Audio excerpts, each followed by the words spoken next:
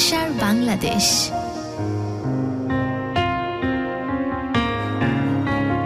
ভালোবাসার বাংলাদেশ।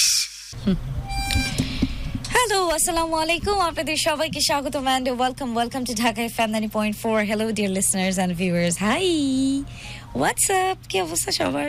কেমন আছেন সবাই? ভালোবাসার বাংলাদেশের এই চমৎকার একটা প্ল্যাটফর্মে আপনাদের সবাইকে স্বাগতম। আর তার পাশাপাশি আমি একটু গেস্টকে আজকে ইন্ট্রোডিউস করে দিতে চাই, যেহেতু গেস্ট আসলে আজকে অনেক আগেই চলে আসছে। So welcome to Dhaka FM. আলামিন, কেমন আছেন আপনি? Thanks Dhaka FM. জি আলহামদুলিল্লাহ, আপু ভালো আছি। আপনি হেডফোনটা চাইলে পরে নিতে পারেন, তাহলে কিন্তু খুব সুন্দর কথা শুনবেন আপনি। আমার শুনতে পাচ্ছেন কি? জি, ওকে, ঠিক আছে, বলেন। আমি কুড়িগ্রাম জেলা থেকে এসেছি। এটা কি রংপুরের কুড়িগ্রাম? জি জি। আচ্ছা, আজকে রংপুরের অনেক বন্ধুরা আছেন আমাদের সাথে, বাহ কি মজা। হ্যাঁ, তারপর? কুড়িগ্রাম জেলা থেকে আমি এসেছি। আমার নাম মোহাম্মদ আলামিন। আমার ফ্যামিলি ব্যাকগ্রাউন্ড হলো যে আমরা 5 ভাই বোন। আপু আমার 2টা বড়, আমি হলাম র্যাঙ্কিং 3 নম্বর। আমার নিচে আবার ছোট ভাই একজন আছে, বোন একজন আছে। এবং আমাকে নিয়ে সবাই একটা চিন্তা করছিল যে একে হয়তো পড়াশোনা করে বা কোনো কিছু করা যেতে পারে আর কি। আমার এরকম ইচ্ছা ছিল না যে আমি আসলে পড়াশোনা করব। আমাকে একটা সময় জোর করে যখন আমাকে প্রাইমারি স্কুলেতে অ্যাডমিশন করায়, পরে প্রাইমারি পাস করি, পরে একটা সময় দাখিল পাস করি। পাস করার পরে চিন্তা করলাম যে আমি কোনো কিছু একটা করব আর কি। তারপরে সেখান থেকে আমাকে সবাই বাসার থেকে ভাই বোনদের ফ্যামিলির সাপোর্টে পরে আমাকে ডিপ্লোমা মেডিকেলে ভর্তি করে দেয়। সেখানে আমি পড়াশোনা করি। এর আগে হলো কি, আমি যখন দাখিল যখন পড়াশোনা করছিলাম আসসালামু আলাইকুম স্যার।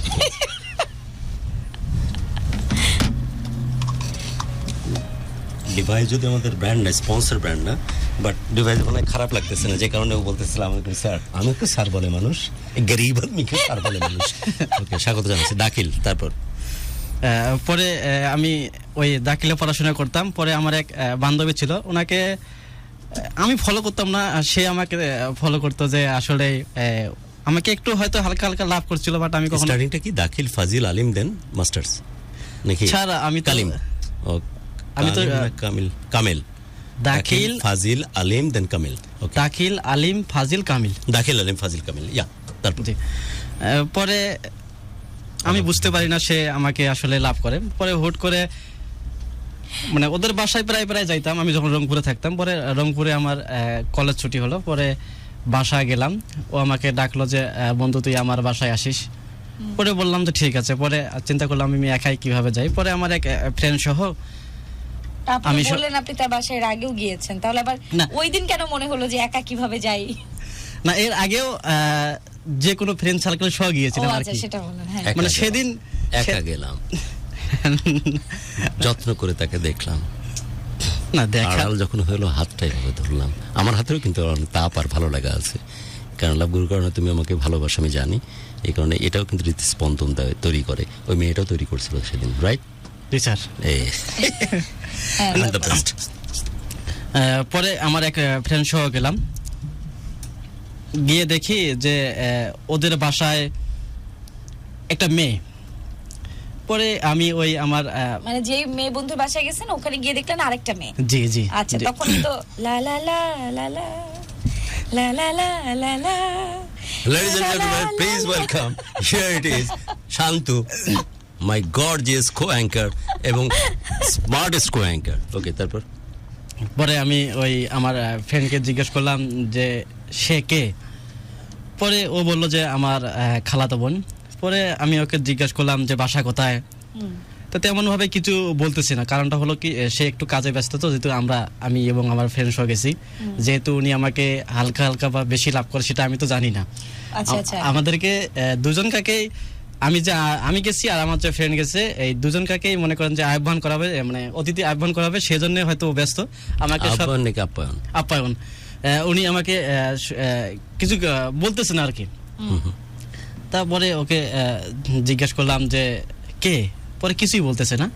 পরে আমার ওই ফ্রেন্ড সহ আমি অপেক্ষা করতেছি। পরে ও যখন নাস্তা নিয়ে আসলো, একটা যখন- সেকেন্ড, দাখিল, আমিল, দেন ফাজিল, দেন কামিল। আমি কামিলের স্টুডেন্ট এমনটা জানিয়েছো। আগামী কি মাসে 5 তারিখে তারিখে পরীক্ষা, পরীক্ষা আছে। পরশ আশিক। ওকে, তারপর পরে ও যখন নাস্তা নিয়ে আসলো, পরে জিজ্ঞাসা করলাম যে বাসা কোথায়, পড়াশোনা করে কি করে না, ভাই বোন আছে কি আছে না, সে একাই নাকি। পরে ও বলে যে এত কিছু শোনার দরকার নেই, তুই আমার সাথে রিলেশন করবি। কমান। ওকে দেখে তুই এইভাবে কথা বলতেছিস কেন? আমি বললাম তোর সাথে আমি রিলেশন করবো কেন, তুই তো আমার ফ্রেন্ড, তোর সাথে তো আর কখনো রিলেশন হয় না বা করাও সম্ভব না। আমি তো ওই বোনের সাথে সম্পর্ক করব, তাহলে তুই একটু সহযোগিতা করে দে। কই আমি কিছুতে পারবো না, তুই সম্পর্ক করতে হলে তুই আমার সাথে সম্পর্ক কর, ওকে, ওর সাথে সম্পর্ক করা যাবে না। পরে আমি চিন্তা করলাম এ তো আমাকে মনে হয় যে বেশি লাভ করতেছে, এর সাথে আর পারবো না। এখন আমি একটা পর্যায়ে চিন্তা করলাম এই মেয়েকে আমি কিভাবে পটাবো। পরে ওই মেয়েকে জিজ্ঞেস করলাম, ও মেয়ে আমার কথা শুনতেছে না। পরে আমার ফ্রেন্ডকে বললাম যে তুই একটু কথা বলে দেখ তো, দেখি কথা বলে কি বলে না তোর সাথে। ওর প্রতি এত আগ্রহ কেন? দেখতে সুন্দর, এটাই কারণ বেটা, আর কোনো কারণ থাকে না। পরে ওকে বললাম, আমার ফ্রেন্ডকে বললাম যে সাথে গেছে, ও একটু কথা বলার চেষ্টা করতেছে, সম্ভব হচ্ছে না। পরে আমি আমার বান্ধবীকে বললাম, তোদের বাসায় আজকে আমরা কোনো কিছু খাবো না, আমরা চলে যাব, আমি একটু তাড়াই আছি, মানে বাসা তাড়াতাড়ি যাইতে হবে, নাহলে বাবা রাগ হয়ে যাবে। পরে আমি একটা চিন্তা করি, আমার যে আগের যে নাম্বারটা ছিল, পরে আমি একটা নতুন একটা নাম্বার লিখবো। তো ওই বান্ধবীকে বললাম, তো একটু খাতা কলম দে, আমি আমার নতুন নাম্বারটা লিখবো। পরে আমি আমার ওই নতুন নাম্বারটা লিখে, ও যখন বাইরে গেছে, আমার বান্ধবী যখন বাইরে গেছে, আমি নাম্বারটা টেবিলের উপরে রেখে চলে যাচ্ছি। আর ডাক দিয়ে বলছি বান্ধবীকে, আমার যেটা আগের নাম্বার আছে, পুরাতন নাম্বার আছে, ওই নাম্বারটা আমার এখন সাময়িকভাবে বন্ধ থাকবে, এই নতুন নাম্বারটা আমার চালু হবে, তুই নাম্বারটা সেভ করে রাখিস। মানে আপনি আসলে ইন্টেনশনালি ওকে শুনিয়েছেন হ্যাঁ জি। কথাটা। আরে চালাক, এ তো চালাক নিকলা গুরু। চালাক। হ্যাঁ, তারপর মানে আমার উদ্দেশ্য ছিল যে আমি এই সাময়িক, আমার যে পুরাতন নাম্বারটা আছে আমি সাময়িকভাবে বন্ধ রাখবো, আর এই নতুন নাম্বারটা দিয়ে ওই মেয়েটাকে আমি ট্যাগ করবো আর কি। পরে দেখি ওই মেয়েটা হয়তো পরে আমার নাম্বারটা নিয়ে রেখেছে। রাখার পরে আমার ওই বান্ধবী আমাকে আমার নাম্বারে ফোন দেয়, দেখে আমার ফোন বন্ধ, আমার মিস কল অ্যালার্ট থাকে। তো পরে দেখি যে ও দেখি প্রায় আমার ওই পুরাতন নাম্বারে ফোন দেয়, আমার বান্ধবী দেখে ফোন বন্ধ, পরে নতুন নাম্বারে কথা হয়। পরে আমি যখন আমার যখন ছুটি শেষ হয়ে যায়, আমি তখন রংপুরে যাই। রংপুরে যাওয়ার পর মেসেজে থাকার পর হুট করে দেখি যে সকাল 9টা কি 10টা এরকম হবে মেবি, আমার নাম্বারে একটা মিস কল আসে, মানে অপরিচিত নাম্বার থেকে একটা মিস কল আসে। পরে আমি চিন্তা করলাম আসলে নাম্বারটা কার হবে। মাঝে মাঝে ভাবি যে আসলে এটা তো নতুন নাম্বার, আমি তো শুধু একটা জায়গায় রেখে যাচ্ছি, আর কাউকে তো আর নাম্বার দেয়নি। তো চিন্তা করি আসলে সে হতে পারে নাকি। আবার চিন্তা করি না, যেহেতু বান্ধবী আমাকে লাইক করে, হয়তো অন্য কারো ফোন দিয়ে আমাকে দেখতে পারে যে আমি আকর্ষণ আছি নাকি ওর প্রতি। আমি চিন্তায় ভেবে থাকি। পরে কিছুক্ষণ যাওয়ার পর, 5-7 মিনিট যাওয়ার পর আমি একটা মিস কল দেই, দেখি আমার মিস কল আবার সারা আসে। পুরো একটা না, পনে একটা দিয়ে কেটে দাও। হ্যাঁ, একটু আর কি। পরে একটু ভাগ্যিস হাসতে গিয়ে মুখ ঢাকলি, না দেখা হতো না যে এখানেও একটা বিউটি স্পট আছে হাতের উপরে, যে এখানে, এই যে এখানে। কেন এটা আপনি এতদিনে খেয়াল করলেন? না আগে বলছি, বললাম এখন। ওকে, তারপর মিস কল দিলাম। মিস কল দেওয়ার পর দেখি যে আমাকে আবার মিস কল দিল। পরে আমি কল দিলাম, আমার ফোনটা রিসিভ করলো না আর কি। এভাবে আমি সর্বোচ্চ মনে হয় মিস কলটা সহ একটা কল সহ 2বার কল দেই। পরে চিন্তা করি যে কে হতে পারে, আমার বান্ধবী না ওই মেয়েটা। হয়তো আমার নাম্বারটা ওর ঘরের টেবিল থেকে হয়তো নাম্বারটা নিয়ে রেখেছে। কল্পনায় ভাসতেছে এগুলো, আর ভাবতে ভালো লাগতেছে। হ্যাঁ, ও চলে গেল, টেবিলে নাম্বার রাখা, ও লিখে নিল, ভাবতে ভালো লাগে না এসব? না, ভাবতে তো অবশ্যই গুরু ভালো লাগে, সেটা ভালো লাগে, একবার ভালো লাগে একবার খারাপও লাগে, যে আমার নতুন নাম্বার পাবে কোথায়, কে পাবে কোথায়, আমার বান্ধবী না এ। পরে এভাবে 10-12 দিন যায়। পরে হুট করে দেখি রাত 11টার সময় আমাকে আবার একটা কল দিছিল আর কি। আমি ভাগ্যের সাথে ওই কলটা রিসিভ করতে পারিনি, কারণ হলো কি আমার রুমমেট হলো ওটি সার্জারি, পরে ওই আমার রুমমেটের সাথে থাকা হয়, ওটিতে থাকলে আর সাধারণত ফোন রিসিভ করা হয় না। পরে ভাইকে জানালাম, ভাই একটা আমার কল আসছিল, পরে বলে এখন এত রাতে কল রিসিভ করা যাবে না। পরে আমি আর ওই কলটা রিসিভ করি না। পরে তার পরের দিনে আমি চিন্তা করি এই নাম্বারটায় কল দিব কি কল দিব না। যে নাম্বারটা ওই প্রথম দিন মিস কল এসেছিল সেই নাম্বারটা থেকে আবারও কল এসেছিল। পরে চিন্তা করলাম এই সময় যদি আমি কলটা দেই, যে আমাকে মিস কল বা কল দিয়েছিল সে যদি ফোনটা রিসিভ না করে, অন্য কেউ যদি ফোনটা রিসিভ করে, তাহলে সে তো ফেসে যাবে। আমি সেই জন্য ওই নাম্বারে আর ফোন দেই না। বাহ, এটা কিন্তু একটা মানে উনি যে কি পরিমাণ ব্রেইনটাকে ইউটিলাইজ করেছে এটা বলা যায়। আর কি পরিমাণ সিক মেন্টালিটি বেটা তুই, যা আপসা পায়েগা ও হালাল হে, নিয়ে নে, এত ভাবনা চিন্তা। তারপর না গুরু, সেই সময় যদি আমি চিন্তা করতাম যে কল দিয়ে কথা বলবো, হয়তো তার ফ্যামিলির নাম্বার থেকে হয়তো সে আমাকে একটা প্রশ্ন একটা নিয়ে নি। মোহাম্মদ শফিকুল, আমি জানি যে শফিকুল তুই অনেক ভালোবাসিস, তো প্রবাসেই থাকে। গুরু আজকে আপনার জন্য ওমরা থেকে কি দোয়া করেছি, ভিডিও পাঠিয়েছে, আপনি ইনবক্সে মেসেজার আপনার পেজে দেখে নেন। মানে এমন ভালোবাসারও কারণ হওয়া যায়। এই ভালোবাসার বাংলাদেশের জন্য, ঢাকা এফএম এর জন্য, অফকোর্স প্রডিউসার শান্ত এবং তার টিমের জন্য I am really really really grateful. এবং সেই সাথে আমি চাইবো শফিক, অনেকগুলো টেক্সট আসছে, এই দোয়ার ভাগিদার যেন সবাই হয়। এবং এই দোয়াটা আমার জন্য যখনই করা হয় পবিত্র স্থান থেকে, আমি দৃঢ়ভাবে বিশ্বাস করি সেই দোয়ার আসর সবার উপরেই বর্তাবে এবং সবাই ভালো থাকে এবং জীবনটাকে অনেক বড় করে বাঁচতে পারবে। ওকে, তারপর পরে আমি তো ওই নাম্বারে কল দিতে আর পারি না। কারণটা হলো সে যদি ফোনটা রিসিভ না করে বা তার ফোনটা না হয়ে থাকে, কারণ সে একজন স্টুডেন্ট অবস্থায় তো সাধারণত গ্রাম অঞ্চলে ফোন ব্যবহার করা হয় না। ওকে, পরে আমি চিন্তা করলাম হয়তো ওনার ফ্যামিলির বা ভাই বা বোনের বা যে কোনো কলিগের হতে পারে। পরে আমি মিস কল থেকে আর কোনো রেসপন্স করলাম না। পরে দেখি 2 দিন কি 3 দিন যাওয়ার পর ঠিক ওই নাম্বারটা থেকে আমাকে একটা মেসেজ আসলো যে আপনি খুব মনে হয় বিজি। তো আমি চিন্তা করলাম, যখন আপনি বলছে যে আপনি হয়তো খুব বিজি আছেন, পরে আমি সাথে ওই মেসেজটাকে রিপ্লাই দিলাম। আমি তখন থেকে আমার ফোনের প্রতি একটা ছিল, অ্যাক্টিভ ছিল যে কে কখন কল দেয় বা মেসেজ করে আমি দ্রুত গতিতে অ্যান্সার দেবো আর কি। পরে আমি মনে তো লাড্ডু ফুটতেছে যে ওই মেয়েই হয়তো আমাকে নক দিবে, কারণ একই নাম্বার থেকে যদি কল মেসেজ আসতেছে। পরে আমি মেসেজ করলাম না, হয়তো একটু ব্যস্ত ছিলাম কাজের জন্য। পরে রিপ্লাই দিলাম, পরে বললো যে ওকে। রুবেল সরকার লিখেছেন, গুরু আপনার টি শার্টটা একদিনের জন্য চাই, গার্লফ্রেন্ডের সাথে দেখা করব। রোমেল, তুই যদি ঢাকায় থাকিস, বিলিভ মি, শুধু না আমার ডিটেলস কনফার্ম করে ডেফিনেটলি তুই নিয়ে যা এবং গার্লফ্রেন্ডের সাথে দেখা করে অবশ্যই টি শার্টটা ফেরত দিস, কারণ আমার হজম করতে কষ্ট হবে, দামটা একটু বেশি। ওকে, নতুন ব্র্যান্ড। আচ্ছা, ওদের কথা কেন বলতেছি আমি? ওকে, বাট ওয়াদা রাহা, যখনই তুমি কমিউনিকেট করবে এবং প্রমাণ সহ বলবে যে তুমি সেই ব্যক্তি, ডেফিনেটলি আমি সাথে সাথে তোমার কাছে পৌঁছে দেবো এটা। আচ্ছা, রোজিনা আছেন শনি রাখরা থেকে, আমার কমেন্ট পড়েন না কেন, এই তো পড়ে দিলাম। হ্যাঁ, তারপর পরে আমাকে বললো যে আপনি মনে হয় খুব ব্যস্ত। বললাম যে আমরা কিন্তু আগাতে থাকবো খুব তাড়াতাড়ি, হ্যাঁ, মেন গল্পের দিকে। ওকে, খুব ব্যস্ত।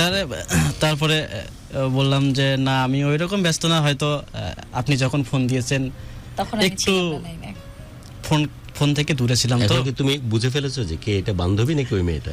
না না, আমি তখনও বুঝতে পারিনি, তবে আমার একটা কনফিডেন্স ছিল যেহেতু আমি নাম্বারটা শুধু একটা জায়গায় রেখে যাচ্ছি, হয় আমার বান্ধবী নাহলে সে মেয়েটা। কে জিতলো? না, আমার এখানে সন্দেহ হচ্ছে যেহেতু বান্ধবী আমার আগের নাম্বারে আছে, পুরাতন নাম্বারে যোগাযোগ করার চেষ্টা করতেছে বা নতুন নাম্বারে ফোন দিচ্ছে বা আমি কথা বলতে, আপনি বলা তো কথা না। না, ও মেয়েটাও তো আমাকে এই পটার জন্য বা আসক্তি ওর প্রতি আছে কিনা সেও তো আমাকে দেখতে পারে। এখন যদি আমি আপনি না বলে তুই বলে ফেলি, সেক্ষেত্রে যদি ওই মেয়েটা হয়ে থাকে, যদি মেয়েটা হয়ে থাকে, তাহলে তো। আলামিন, এটা কি আপনার জীবনে প্রথম প্রেম? জি। এই প্রথম প্রেমে আপনি এত ব্রেন কি করে খাটালেন, আমি কিন্তু বুঝলাম না। কি চাকরিতে আছেন, মানে কোন জব করেন? কোন ব্র্যান্ড ফ্যাশন হাউসে জব করেন, এরকম কিছু? স্যার আমি এখন সায়েন্টিফিক রিলেটেড কোনো কিছু? স্যার এখন আমি আছি ভিলেজ ডক্টর হিসেবে, ইভেন আর একটা কমিউনিটি রেডিওতে চাকরি করতেছি স্যার। সো তার যে experience commentary radio performer at the same time doctor, so definitely তার সবকিছুই তো খুবই ক্যালকুলেটিভ হওয়া উচিত। ওকে, এই কারণে আপনি বুঝতেছেন যে আপনি ও পরখ করার জন্য বলতে পারে। তো ফাইনালি কি দাঁড়ালো? না, পরে চিন্তা করলাম আবার কল দিব নাকি। পরে একবার ভাবলাম যদি কল দেই, সে যদি ফোনটা রেখে গিয়ে থাকে, আবার যদি সে অন্য কেউ মেসেজটা আবার দেখে বা কলটা দেখে। কারণটা হলো কি স্যার, যখন আপনি স্যার বলেন না, ভাই বলো। স্যার বলে লজ্জা করে আমার, আমিও স্যার হইতে পারি কারো। ওকে ভাই, তারপর না পরে আমি চিন্তা করলাম যদি আমি ওই নাম্বারে মেসেজ দেই। কারণটা হলো কি, যখন গ্রাম অঞ্চলে যখন দেখছিলাম যে বড় আপুরা বড় ভাইরা সাথে একটু আড্ডা দিচ্ছিলাম, তো যারা সম্পর্ক করে এভাবে কয়েকদিন অপেক্ষা করা হয়। পরে দেখি আবারও ওই নাম্বার থেকে কল আসলো ঠিক 12টার সময়, মেবি 12টা বাজে, দুপুর 12টা বাজে। আমি পরে ওই নাম্বারে কল দিলাম, কল দিয়ে কথা বললাম, যে সালাম দিলাম, কে আপনি, কোথা থেকে বলতেছেন। প্রায় এই নাম্বারটা থেকে আমাকে মিস কল দেওয়া হয়।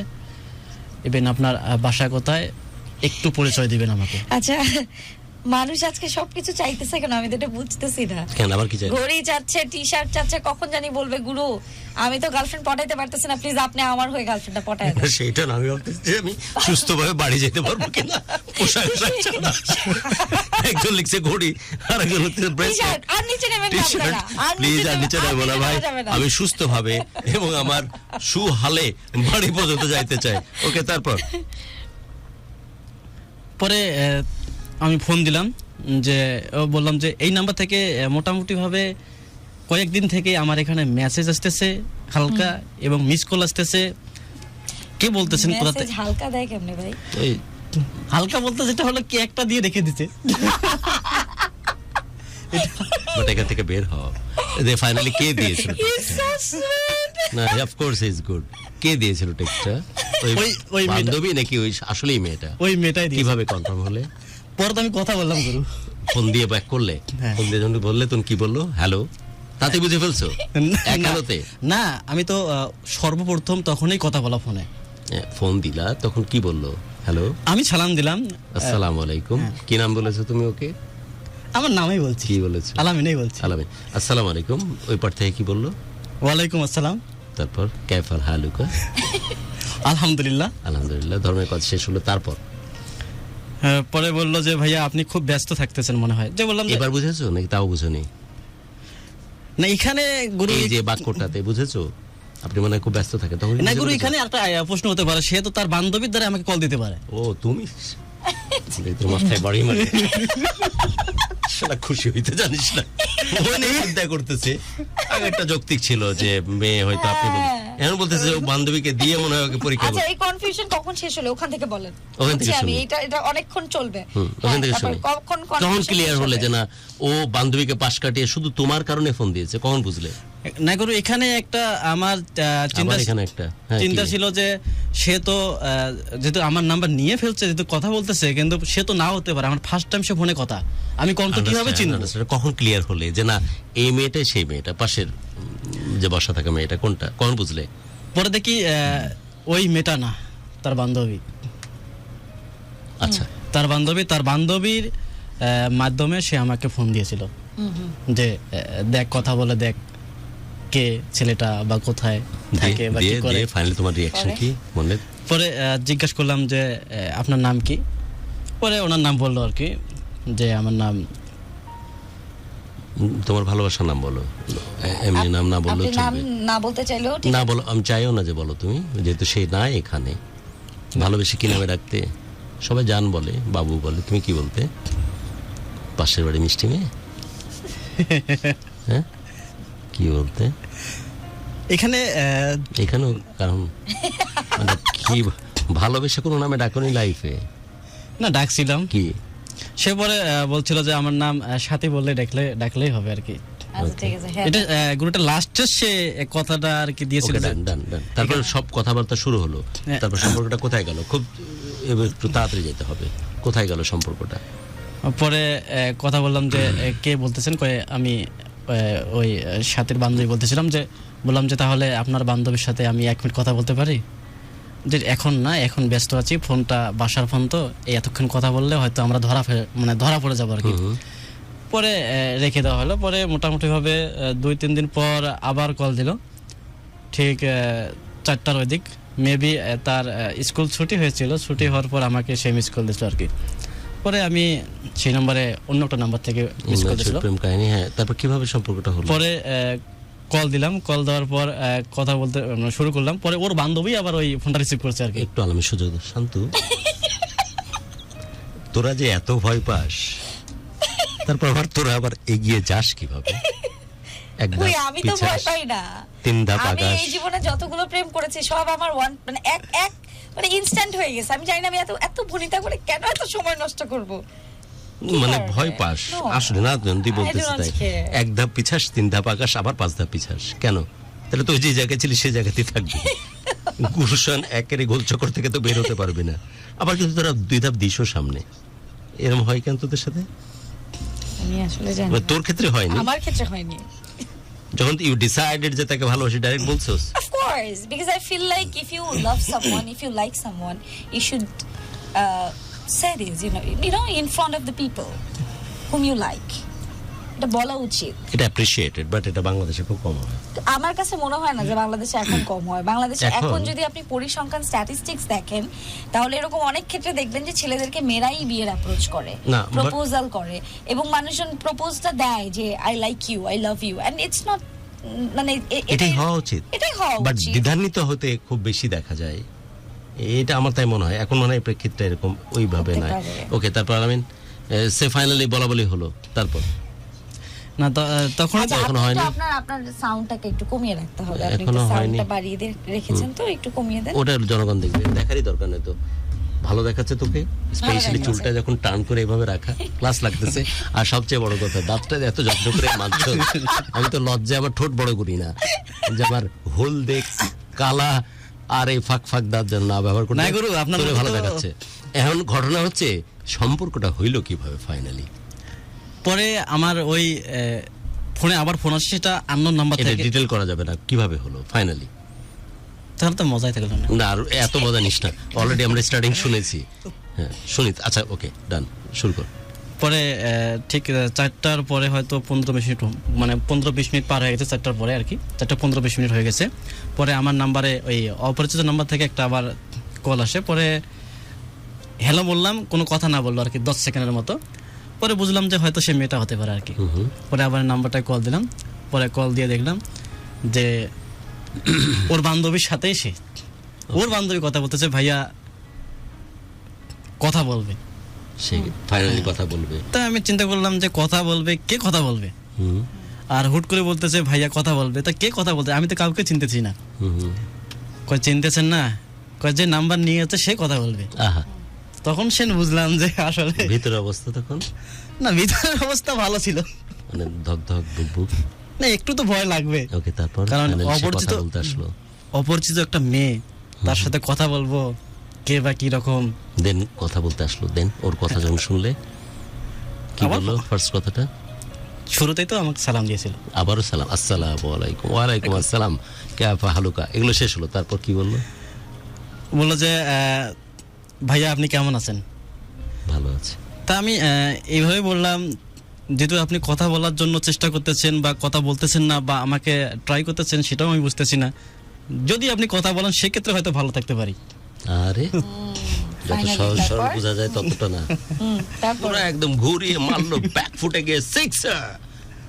তারপর পরে কথা হইলো এভাবে যে আমি স্কুল থেকে যাচ্ছি, তো বান্ধবীর বাসায় যাচ্ছি, বান্ধবীর বাসার ফোন থেকে আপনাকে ফোন দিয়েছিলাম। পরে 2 থেকে 3 মিনিট এভাবে কথা হয়েছিল। পরে আর কথা বলিনি কেন, সে তো ওই ফোনটা আবার নিয়ে গেছে, মানে রেখে গেছে আর কি। ওই বান্ধবীর বাসায় ফোনটা রেখে বাসায় গেছে। পরে এইদিকে আমি ভাবতে থাকি, বান্ধবী ও বান্ধবীর যে পাশে যে মেয়েটি, তার ভয়ের কথা বলতেছো। তুমি যে ইচ্ছা মতো পিটুনি খাইছিলে মেয়ের সাথে সম্পর্ক করতে, সেই কথা কিন্তু এখনো আসেনি। না অবশ্যই গুরু, প্রেম করলে তো অবশ্যই মার খাইতে হবে, না হলে তো আপনি গুরু হতে পারবেন না। হ্যাঁ, আপনার তো গুরু হওয়ার দরকার নাই। আপনি প্রেম করবেন, আপনি প্রেমিক হবেন, বা গুরু একটাই। তুই যে ধরাকে গরু পিটুনি খাইছিলি, সেই গল্পে তো আসিস নি ভাই। ওকে, তারপর ওই গল্প কিন্তু বলতে হবে। আচ্ছা ঠিক আছে, থাকলে বলবো। কেন পিটাইনি তোরে? না, আবার কখনো তো পিটাইনি। এই প্রেমের প্যাচে পড়ে মার খাসনি? হ্যাঁ, না শুধু থ্রেট খাইছি আর কি। মার খাইছো? টাকা আমাকে কেউ বিট্রে করে না, মার খাইছিলি মানে শুধু থ্রেট? আচ্ছা, ওকে এমন থ্রেট খাইছিলাম যেটা হলো যে মায়ের চেয়ে অনেকটাই, তো জীবন শেষ করে দেবো। হ্যাঁ এইরকম। যাক, মেয়েটার সাথে সম্পর্ক হলো, তারপর? মেয়েটার সাথে সম্পর্ক হয়ে গেল বলতে এরকম কথা বলা শুরু করে দিলাম। পরে ম্যাচে আসলাম, ম্যাচে আসার পর মেয়েটা দেখি ওই যে আগের নাম্বারটা থেকে মিস কল দিয়েছিল সেই নাম্বার থেকে আবার দেখি আমাকে একটা মেসেজ করে যে ভাইয়া আপনি কেমন আছেন। তো বললাম যে আলহামদুলিল্লাহ আমি ভালো আছি, আপনি কেমন আছেন। কারণ যেহেতু সে অপরিচিত, তুমি তো আর বলতে পারো। আলামিন এখান থেকে বাইরে হতে হবে, আমরা বুঝে গেছি এগুলো, আর একটু ফাস্টটা যাইতে হবে। আপনি যদি এখনো মূল গল্পে কিন্তু কেমন আছেন, আমি আছি, এইসব ওই না। রিলেশনশিপে Please, ঢুকেন নাই, please, okay, সময় যাই। পাবেন না কিন্তু যাই, পরে। যাই। না, আমরা জানি তো পুরো গল্প পড়ে আছে। যাই, ভালো আছে মেয়েটা, ভালো আছে। তারপর পরে মেয়েটার সাথে এভাবে কথা হয়। আর যখন আমি ম্যাচে থাকি আমার বাসা থেকে কিন্তু মোটামুটি ভাবে টাকা দিতে একটু হলো কষ্ট হয় আর কি, যখন ম্যাচে থাকি আমি আর কি। ওকে ওকে। কারণ ম্যাচের লাইফটা হলো যে খুব একটা কষ্টকর। কারণ হুট করে গ্রাম থেকে এসে খাবারের একটা সমস্যা হয়ে যায় বা টাকার একটা ম্যানেজ করতে সমস্যা হয়ে যায়। 2 ধরনের ভর্তা খেয়ে আমিও 3 মাস মেশ কাটাইছি এক সময়, ওগুলো জানি আমরা। তারপর বল।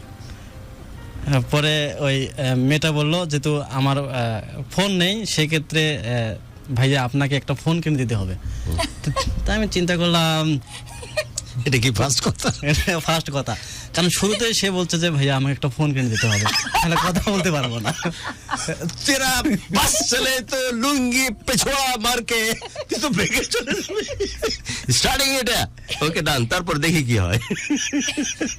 কি কপাল তোর এই আলামিন, প্রথম দিনই আপনাকে এই কথা বলল, আপনার কোনো অনুভূতি এত অপেক্ষা, এত সালাম কালাম, ফাইনালি শুরু হলো এইভাবে যে আমি তো একটা মোবাইল কিনে দিতে হবে। তারপর ওকে, এটা না দেখলেও চলবে। তারপর তারপর পরে তারপর এটার সাথে কোনো সম্পর্ক নাই। তারপর মোবাইল কিনে দিতে হবে ডাক্তার সাহেবকে।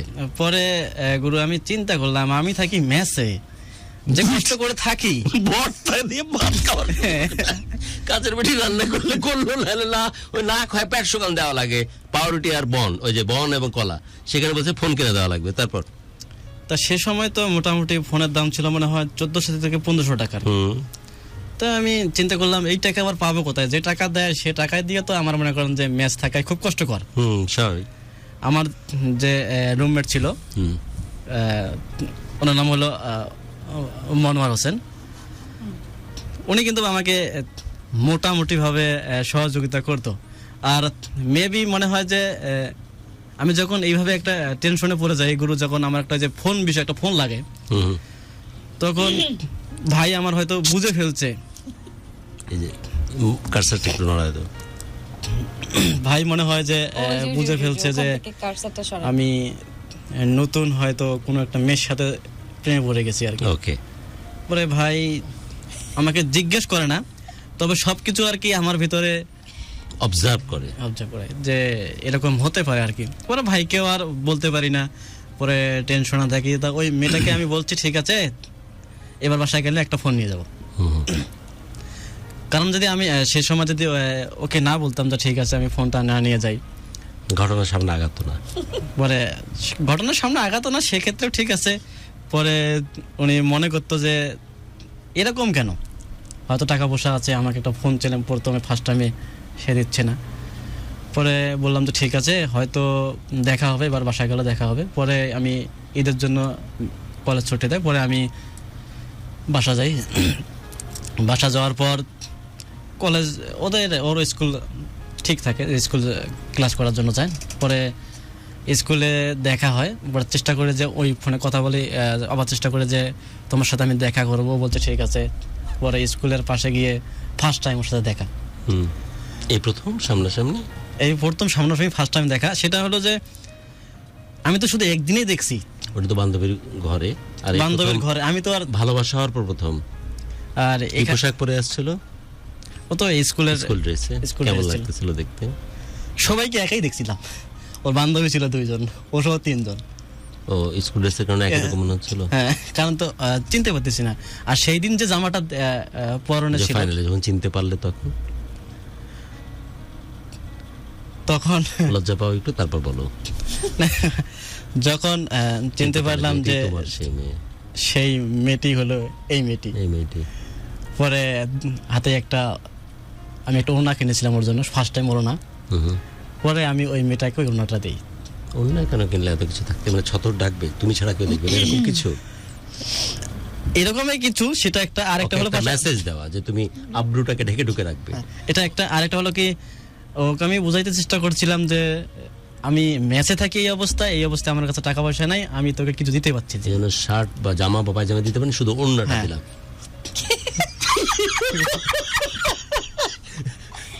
একটা মাল রে ভাই।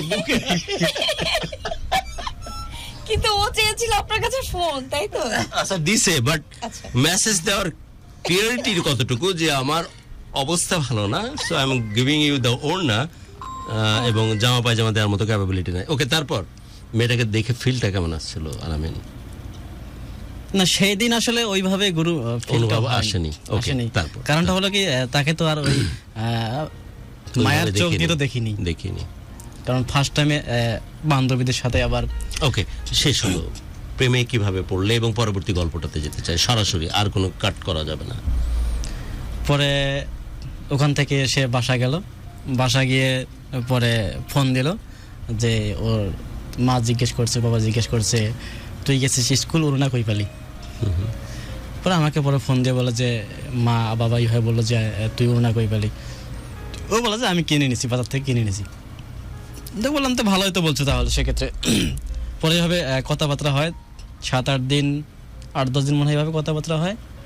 পরে আমার এক ফ্রেন্ড সহ আমি আবার ঈদের ছুটি শেষ হয়ে গেল, আমি আবার রংপুরে আসলাম। রংপুরে আসার পর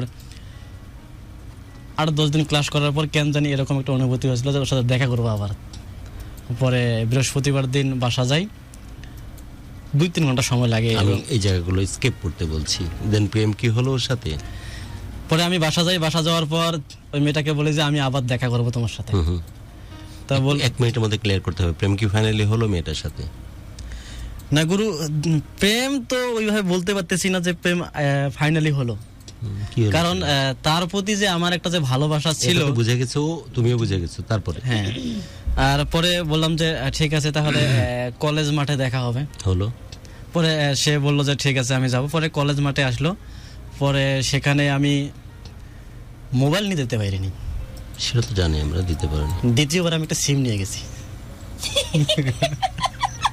আচ্ছা, যার কাছে মোবাইল নাই সে সিম দিয়ে করবেটা কি? এই সিমটা থাকলে যে কোনো ফোন থেকে এই সিমটা অ্যাক্টিভ করে কথা বলতে পারবে। মানে তুই একটা মাল রে বেটা। প্রথমবার গেলি জামা পায়জামা না দিয়ে শুধু ওড়না, দ্বিতীয়বার গেলি না মোবাইল না কিছু, শুধু সিম কার্ড। তোর একটা স্ট্যাম্প সাইজ ছবি, শুধু তোর মুখটা থাকবে এরকম দিয়ে রাখিস, তো তাবিজ বানিয়ে রাখবো how to control myself. Okay, শুধু সিম কার্ড নিয়ে গেলি, তারপর? আমি শুধু সিম কার্ডটা নিয়ে গেছিলাম। পরে এই সিম কার্ডটা মেয়েটা কি বলছিল এটা দেখে আমার শুধু জানার ইচ্ছা। চাইছিল তো মোবাইল, নিয়ে গেলি সিম card, this number is yours. তারপর মেয়েটা কি বলছিল? মেয়েটা বলছিল যে সেই সময় তুমি দেখি খুব আমার প্রতি আসক্তি হয়ে যাচ্ছে মনে হয়, কারণ দ্বিতীয়বারে দেখা, প্রথমবারে দেখা যখন ওড়না দিয়েছি, দ্বিতীয়বারে দেখা যখন সিম কার্ড দিয়েছি, ওর প্রতি এমন একটা কনফিডেন্স আসছিল যে মেয়েটা ইমপ্রেসড। আর গ্রাম অঞ্চলে তো অবশ্যই তোরা এত অল্পতে সন্তুষ্ট হোস? বর্তমান পৃথিবীতে সেই কথা বলে না। তুই কি খেয়াল করছিস? দেয়নি জামা, দেয়নি পায়জামা, দিছে ওড়না। পরে মোবাইল নাই, কিছু নাই, মোবাইল না, মোবাইলে কাভার নাই, শুধু সিম কার্ড। তাতেই বলতেছে তুমি আমার প্রতি আসক্তি হয়ে যাচ্ছ, যে একের পর এক তুমি গিফট দিচ্ছ। এত অল্পতে সন্তুষ্ট হোস তোরা? ওকে, তারপর? পরে সে সিমটা নিয়ে পরে ওর বাসার যে মোবাইলটা আছে ওই সিম কার্ডটা ঢোকায়, ঢোকে আমাকে কল দেয়। তখন আমি বুঝতে পারি, তখন আমি মোটামুটি ভাবে যখন ওর বাসায় কেউ থাকে না তখন ওই সিম কার্ডটা দিয়ে আমি কথা বলি আর কি। কারণ ওর বাসায় সিম দিয়ে যখন কথা বলবে, কেউ যদি ওয়েটিং দেখে সেই সময়, তাহলে ওকে কিন্তু আইডেন্টিফাই করে ফেলবে যে তুই এতক্ষণ কার সাথে কথা বলতেছিস, কোথায় কথা বলতেছিস।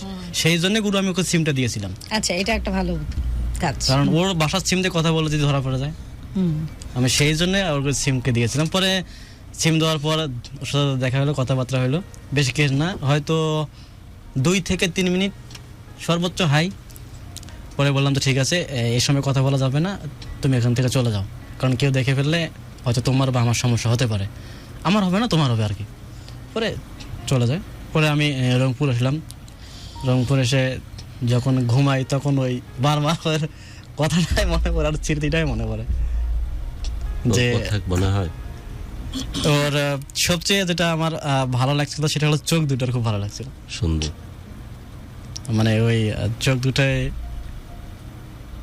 বারবার মনে হয় যে আমার হৃদয় ভেসে ওঠে, এরকমটা মনে হচ্ছিল বা এখনো। আর এখনো ভেসে ওঠে।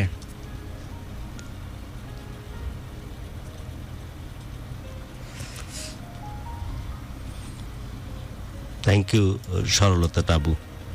তুমি বলছিলে যে আপনার হয়তো ওই জিনিসটা নিয়ে কথা বলছেন, মজা করছেন, বাট এটাই ভালোবাসা, এক্স্যাক্টলি এটাই ভালোবাসা। জরুরি না যে কেউ নিতাম্বিনীর মেয়ে হবে, ছেলেটা অবিসিটির একটা রোগ ফেস করতেছে, তারপর ওর বিয়ে গোটা পৃথিবী দেখবে। জরুরি না যে কেউ একজন সেলিব্রিটি হবে, জরুরি খুব সাধারণ একজন মানুষও জানা আলামিন, সে তার ক্যাপাসিটির বাইরে গিয়ে হয়তো 3 বেলা না খেয়ে একটা সিম কার্ড নিয়ে যাবে। এটাও ঠিক ততটুকু ইম্পর্টেন্ট যেসব স্টার কাস্টের আমরা ডেস্টিনেশন ম্যারেজের গল্প শুনি বা দেখি, তাদের চেয়ে ইম্পর্টেন্ট শুধু না, তাদের চেয়ে অনেক বেশি গুরুত্বপূর্ণ। কারণ ওই মানুষগুলোর যখন ডেস্টিনেশন ম্যারেজ বিভিন্ন বিভিন্ন প্রোগ্রামেগুলো দেখি, এবং জোকারের মতো যাদের ইন্টারন্যাশনাল স্টারডাম আছে তারা গিয়ে ওখানে নাচানাচি করে, তারা টাকা দিয়ে সব কিছু কিনে ফেলে, কিন্তু এই আলামিনের মতো ছেলেগুলো তাদের প্রতিদিনের খাবার নিজেদের পেট কেটে যতটুকু উপার্জন বা অর্জন হয় সেটা নিয়ে গিয়ে ভালোবাসা মানুষের কাছে পৌঁছে যায়। এই আলামিনের কথা বলতে বলতে চুপ হয়ে যাওয়া, এবং যে চোখটা তার এত ভালো লাগার এত ভালোবাসা, সেই চোখে আবার আটকে যাওয়া স্বপ্নের মধ্যে, দিস ইজ সো ইম্পর্টেন্ট। এটা অনেক মূল্যবান, অনেক পবিত্র, অনেক গুরুত্বপূর্ণ। সো যে মেয়েটি এই টেক্সটটি করেছিল, ছেলে নামে জানি না, নামটা দেখে মনে হলো যে আমাদের মনে হয় থামা উচিত। সাথে সাথে আমি থেমে গেছি এবং যত্ন করে মনোযোগ দিয়ে ছেলেটার দিকে তাকাচ্ছিলাম। তখন ভাবতেছিলাম, এই রিয়েলাইজেশনগুলো আমার আসছিল, সেজন্য এই কথাগুলো বলেছি। সো আলামিন, ওর চোখের কথা এখনো মনে হয়, অনেক মনে হয়। পৃথিবীর সবচেয়ে সুন্দরতম সুখানুভূতি আসে যেমন তোর মেয়ের দিকে চোখের দিকে তাকালে যে অনুভূতি হতো। আলামিন, এই সারল্যের মূল্য অনেক বেশি। অনেক কষ্ট, অনেক পরিশ্রম করে যে তুমি ডক্টর হয়েছো, একটা কমিউনিটি রেডিওতে প্রোগ্রাম করো, এটা তোমার উপার্জন। কেউ তোমার পৃথিবী তৈরি করে দেয়নি আলামিন। ইউ আর ড্যাম সাকসেসফুল যে একদম শূন্য থেকে শিখরে যাওয়ার গল্প তুমি তৈরি করেছো। এই জন্য বাংলাদেশের যারা আইন প্রণেতা এবং বাংলাদেশকে যারা উপকার, তারা প্রায়শই বলতো, এ দেশে জাতি মাথা নোয়াবার নয়, শূন্য থেকে শুরু করে শীর্ষ করেছে জয়। You are that particular person who represent it. We should proud of you rather than ওই ব্যক্তিটা যেখান থেকে বের হয়ে যাবো ধাম করে সময় বনানীর মোড়ে একটা গাড়ি উল্টায় গেছে, স্পোর্টস কার, যার মূল্য 2 কোটি টাকা, ও মাল খেয়ে বাইরে হয়েছে, বাপের টাকায় চলে, তার চাইতে বহু গুণে মূল্যবান এবং গুরুত্বপূর্ণ তুমি। সই চোখে আটকায় আছে এখনো। তোমার ভালোবাসা অনেক ইম্পর্টেন্ট, পবিত্র, গুরুত্বপূর্ণ। ন্যাশনাল চ্যানেলে তোমার কথা বলতেছি আমি, এতে সময় অ্যাকনোলেজ করতেছি। You are so important. বলো, ভালোবাসা কি হয়েছিল ফাইনালি? মেয়েকে অ্যাকনোলেজ করেছিল? মেয়েটা বলেছিল যে তোমাকে ভালোবাসে সে? শুনি তো, এই গল্পে যাই। আর একটু সময় নাও, দে বলো। হ্যাঁ,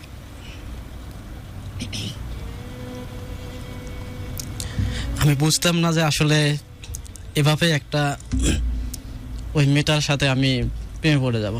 ওকে।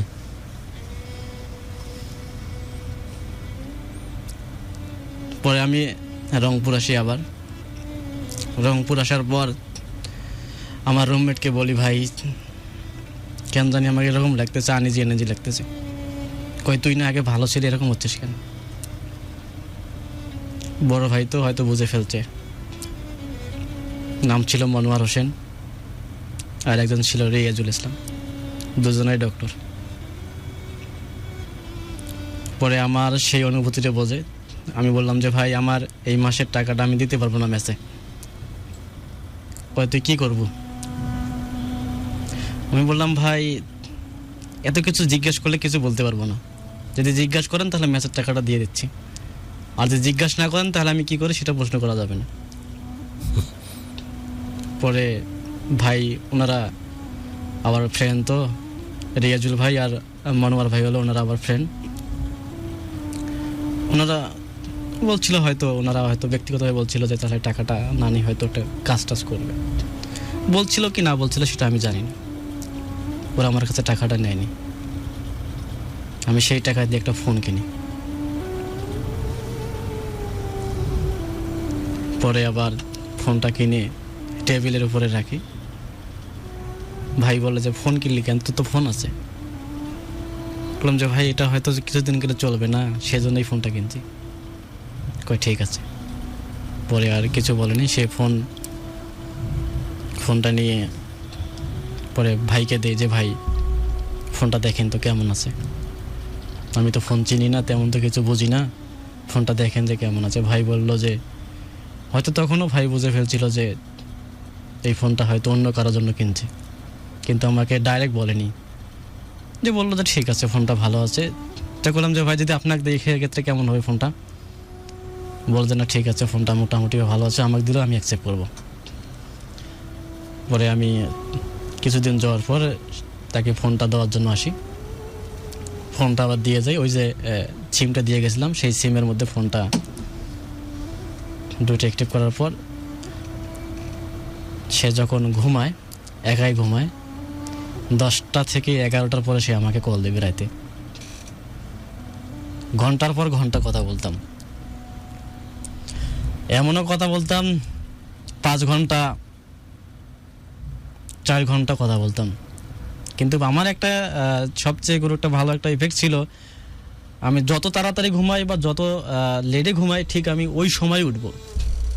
যে আমি যেদিকে ঘুম কামাই করছি, যদি কখনো পড়ালেখা করে এটা কভার করতে চেষ্টা করতে, বাহ। কারণটা হলো কি, আমি যদি দেরিতে উঠি তখন আমার রুমমেট ধরে ফেলবে, তুই আগে তো তাড়াতাড়ি উঠছিলি এখন দেরি উঠিস কেন। সেক্ষেত্রে আমি ওই লেট করে ঘুমালেও আবার কি তখনই উঠি। পরে যদি কলেজ থেকে আসার পর ঘুমটা মেনটেন করে নিই সেটা আলাদা স্টেপ, কিন্তু ওই সঠিক সময় উঠতে হবে। মানে সঠিক সময়ে আমি ঘুম থেকে উঠি। পরে এভাবে ওই মেয়েটার সাথে কথা বলতে লাগি, কথা বলি। যখন আমাকে ম্যাচের টাকা দেয়, খরচ দেয়, তখন একটা গুরু ছিল আর কি, অপশন ছিল যে 99 টাকায় 300 মিনিট 30 দিন ম্যাচ ছিল আর কি। পরে আমি ওকে 99 টাকা লোড করে দেই, পরে আমার ফোনে 99 টাকা রিচার্জ করি। ওখান থেকে যে সম্পর্ক তো হচ্ছে আলামিন, আমরাও ভেসে গেছি তোমার সাথে এবং খুব গভীরভাবে গুরুত্বপূর্ণভাবে ভেসে গেছি। কোথায় গিয়ে দাঁড়ালো সম্পর্ক? একটু শর্টকাট করতে হবে জায়গায়। কোথায় গিয়ে দাঁড়ালো? ওর সাথে দেখা সাক্ষাৎ হতো? পরে তো আর দেখা সাক্ষাৎ হয় না, তাহলে পরে শুধু কথাই বলে, এইভাবে কথা বলে। কথা বলা থেকে মেয়েটা স্বীকার করছিল যে সে তোমাকে ভালোবাসে। সে যদি ভালো না বাসে তাহলে সে আমার জিনিস অ্যাকসেপ্ট করবে কেন? করে সে যদি, হ্যাঁ সে যদি, তোমার মেয়েটা ডিফারেন্ট, সে অনেক লক্ষ্মী টাইপের, বাট অনেকেই করে এবং ঘন্টার পর ঘন্টা কথা বলে। কখনো কি বলেছিল যে সে তোমার প্রেমে পড়েছে, তোমাকে ভালোবাসে? বলেছিল? কয়বার বলছে? ওটা মনে থাকে? তাও বহুবার। ভালোবাসার মানুষ একবার যদি বলে ভালোবাসি, মনে হচ্ছে পৃথিবীতে সব জায়গায় বলতেছে ভালোবাসি। গুরুত্বপূর্ণ। পুরো কায়নাত একসাথে ইকো করে বসে, বাট বলছে যে সে ভালোবাসি, রাইট? দেখা হয়েছিল এরপরে? পরে যখন দেখা কি হয়েছিল? পরে দেখা করার জন্য চেষ্টা করলাম। পরে আবার ওই স্কুল মাঠে আমি, যে আমার একটা সাইকেল ছিল, ছোট একটা সাইকেল ছিল, পুরো সাইকেল চালিয়ে স্কুলের ওই গেটের ওখানে দাঁড়িয়েছিলাম, আমার এক চাচাতো ভাই সহ।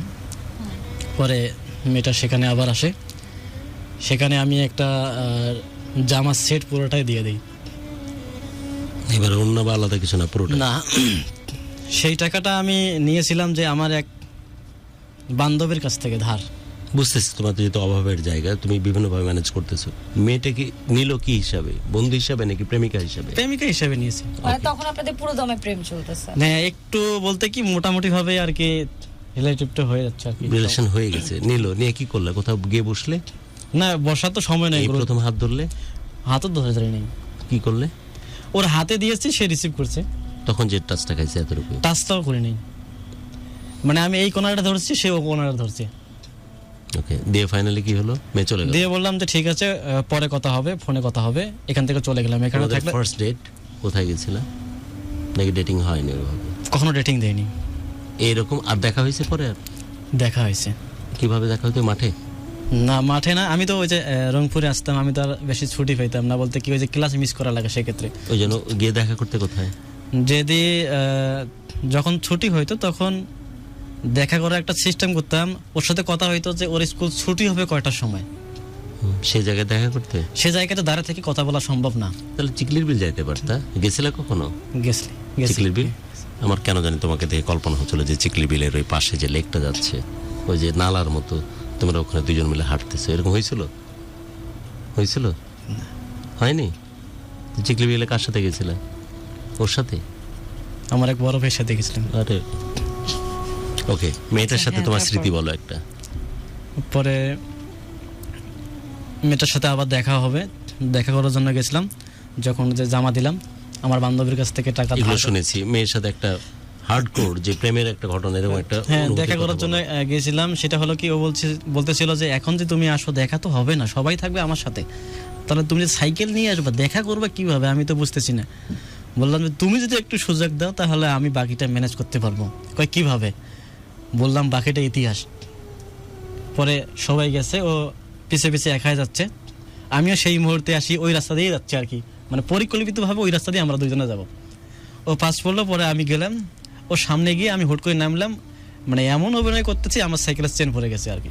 কেন অভিনয় করতে হবে? এত সম্পর্ক না হলে ওর সাথে কথা বলতে পারবো না। ও আচ্ছা, সাথে বান্ধবীরা ছিল?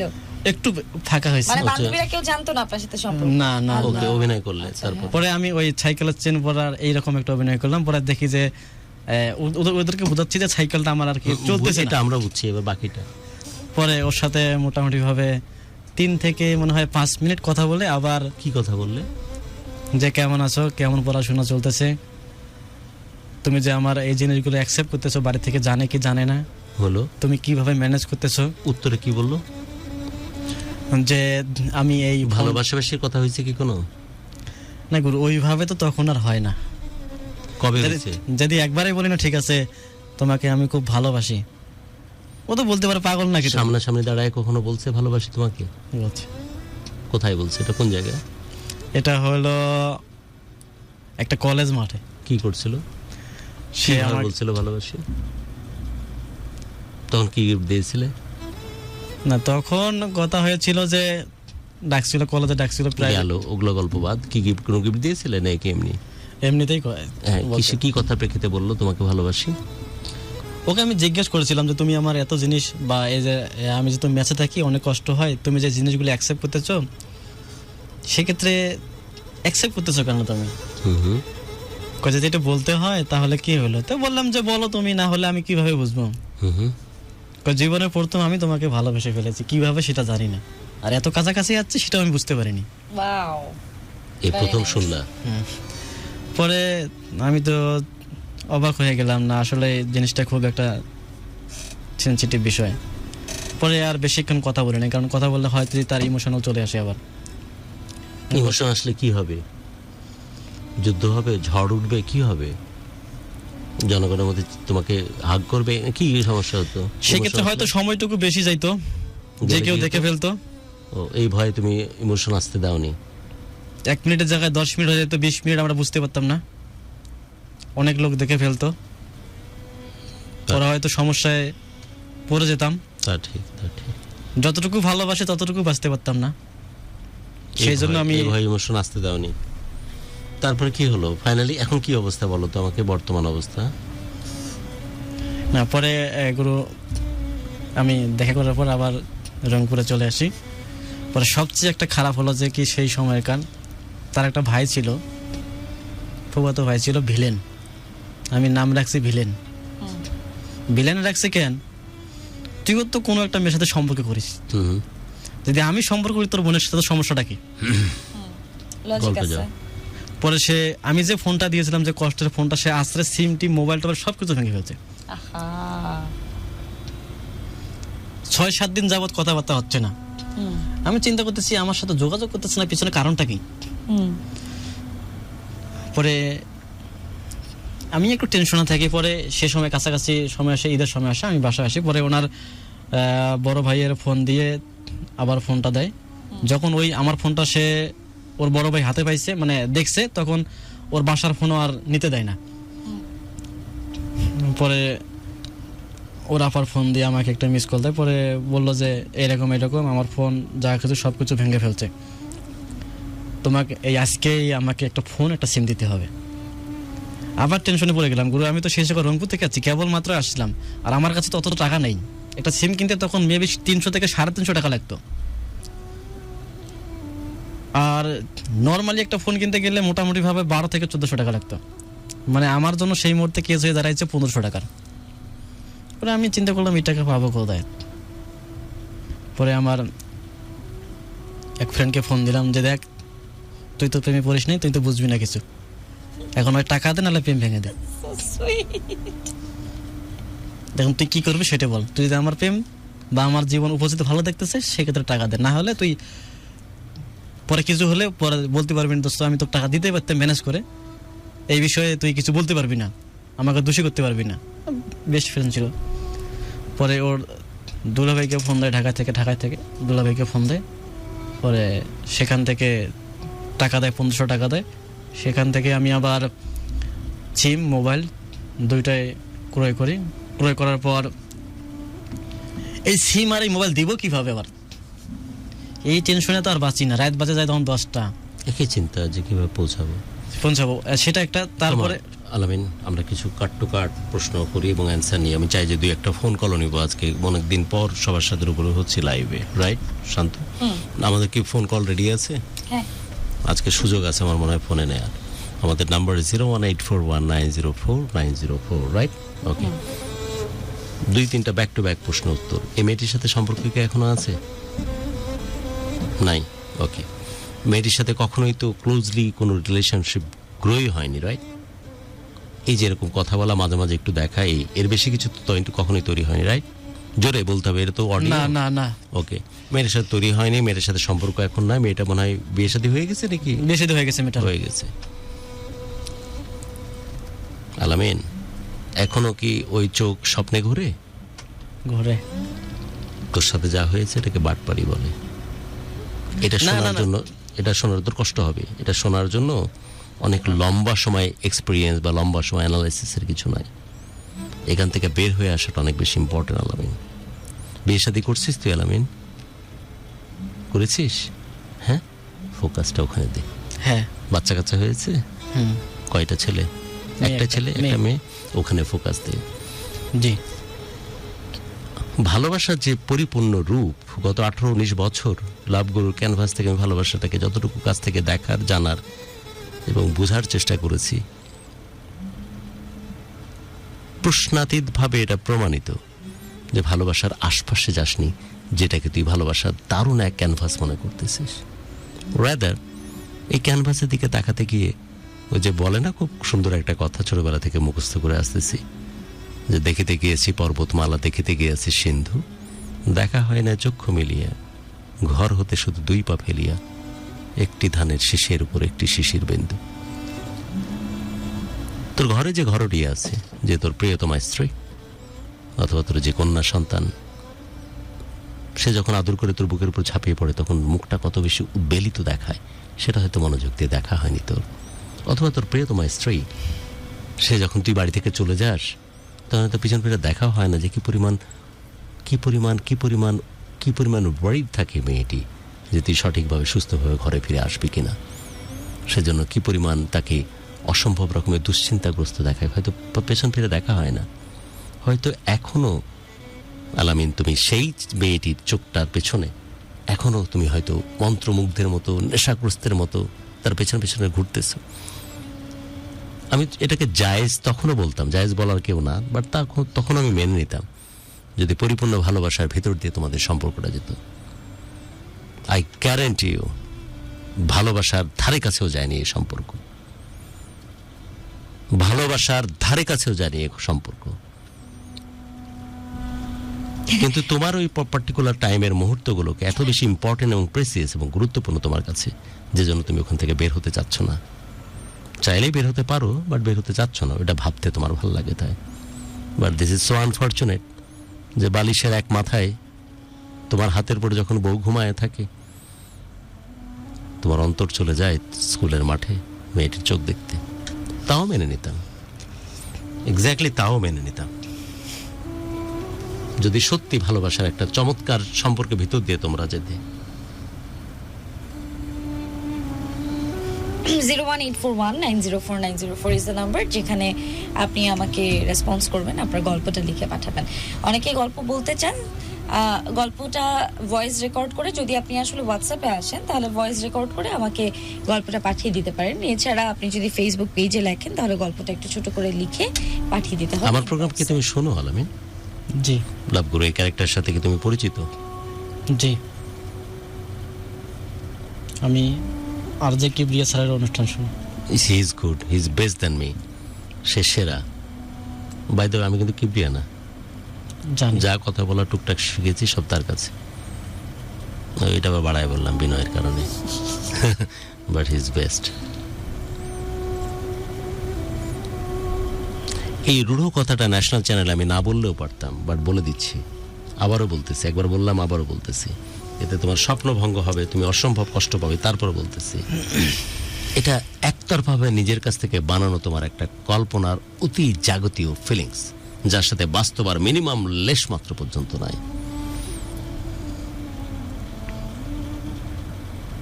খুবই সন্তর্পণে, খুবই বাজেভাবে ভালোবাসার নামে খুব নিদারুণভাবে তুমি ব্যবহৃত হয়েছে। জীবনের প্রথম ভালোবাসা ছিল আর কি। হোয়াট এভার ইট ইজ, যদি কোনো চিটার বাটপারের সম্পর্কে পড়ি, অথবা যেটা প্রেম না বাট প্রেম ভেবে ভুল করি, সেটা প্রথম হোক আর দ্বিতীয় হোক, এটা সবসময় পরিত্যাজ্য। যখন ওর ওই আর এই জিনিসটাকে আঁকড়ে ধরে যদি আমি আমার বর্তমানকে আবার প্রশ্নবিদ্ধ করে রাখি, বর্তমানের গুরুত্ব যদি পরিপূর্ণভাবে না দিই, এর মতো বেকুবি দুনিয়াতে আর দ্বিতীয়টা নাই। আমি তোমার সাথে তোমার গল্প শুনতেই পারতাম এবং বাহবা দিতাম তোমার এই সম্পর্ক ঘিরে, বাট আমি 18 বছরে আমি আমার চেয়ারের সাথে কখনো কম্প্রোমাইজ করিনি। যা ভালোবাসা না, যা প্রেম না, যা শুধুই একটা অন্ধত্ব, অহেতুকভাবে অতি জাগতিক বা একটা সাইকোলজিক্যাল প্যারানর্মাল একটা জিনিসের পেছন ছোটা, এবং এটা ছুটতে গিয়ে বর্তমানকে অস্বীকার করার মতো বেকুব দুনিয়াতে দ্বিতীয়টা নাই। So please come back. প্রেম তো অনেক দূরের কথা, ভালোবাসার আশপাশ দিয়ে তুমি যাওনি। প্রথম ভালোবাসা বলে দুনিয়াতে কিছু নাই। বহু ভালোবাসা প্রতিস্থাপিত হয় পরবর্তীতে ভালোবাসার আশ্রয় যখন তার কাছে আসে। যেমন ভ্যাকুয়াম কোনো প্লেস, কোনো সময় ওই ভ্যাকুয়াম থাকে না, আশপাশের এয়ার ওকে প্রতিস্থাপিত করে, সেরকম ভাবে রাস্তা হাত যখন এরকম ফাঁকা থাকে, আর এক হাতে সেটা প্রতিস্থাপিত হয়ে যায় এবং পরিপূর্ণভাবে প্রতিস্থাপিত হয়। মনে মিনিমাম কোনো এক্সিস্টেন্স থাকে না প্রথম ভালোবাসার। আর তুমি যে ভালোবাসার গল্প বলতেছো,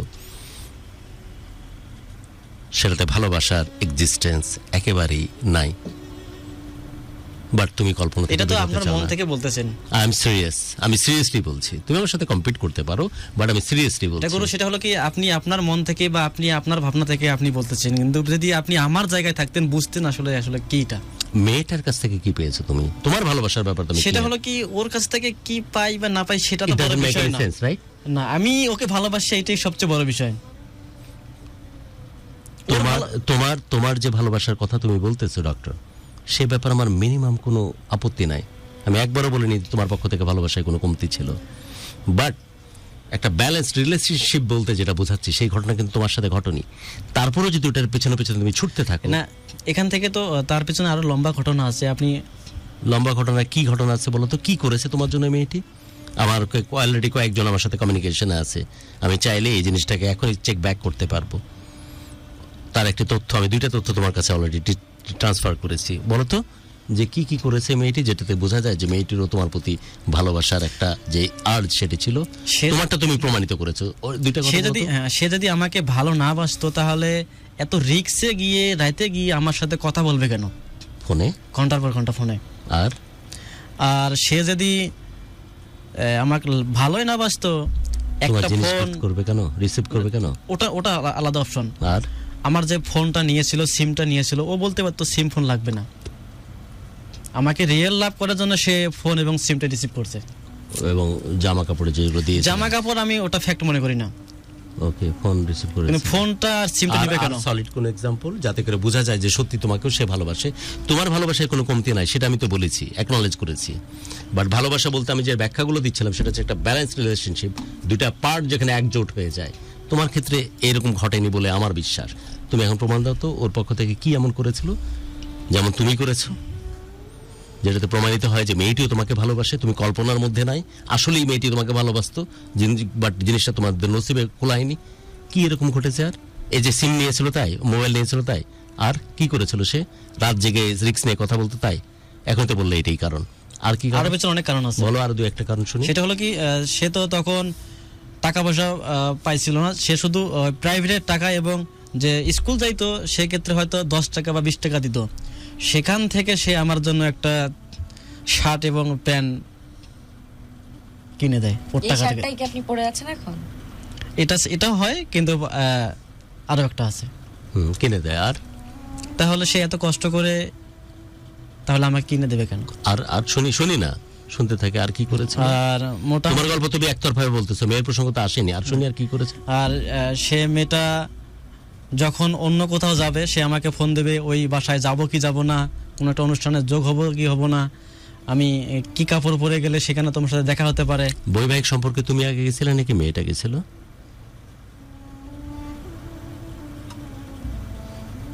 মেয়েটা গেছিল।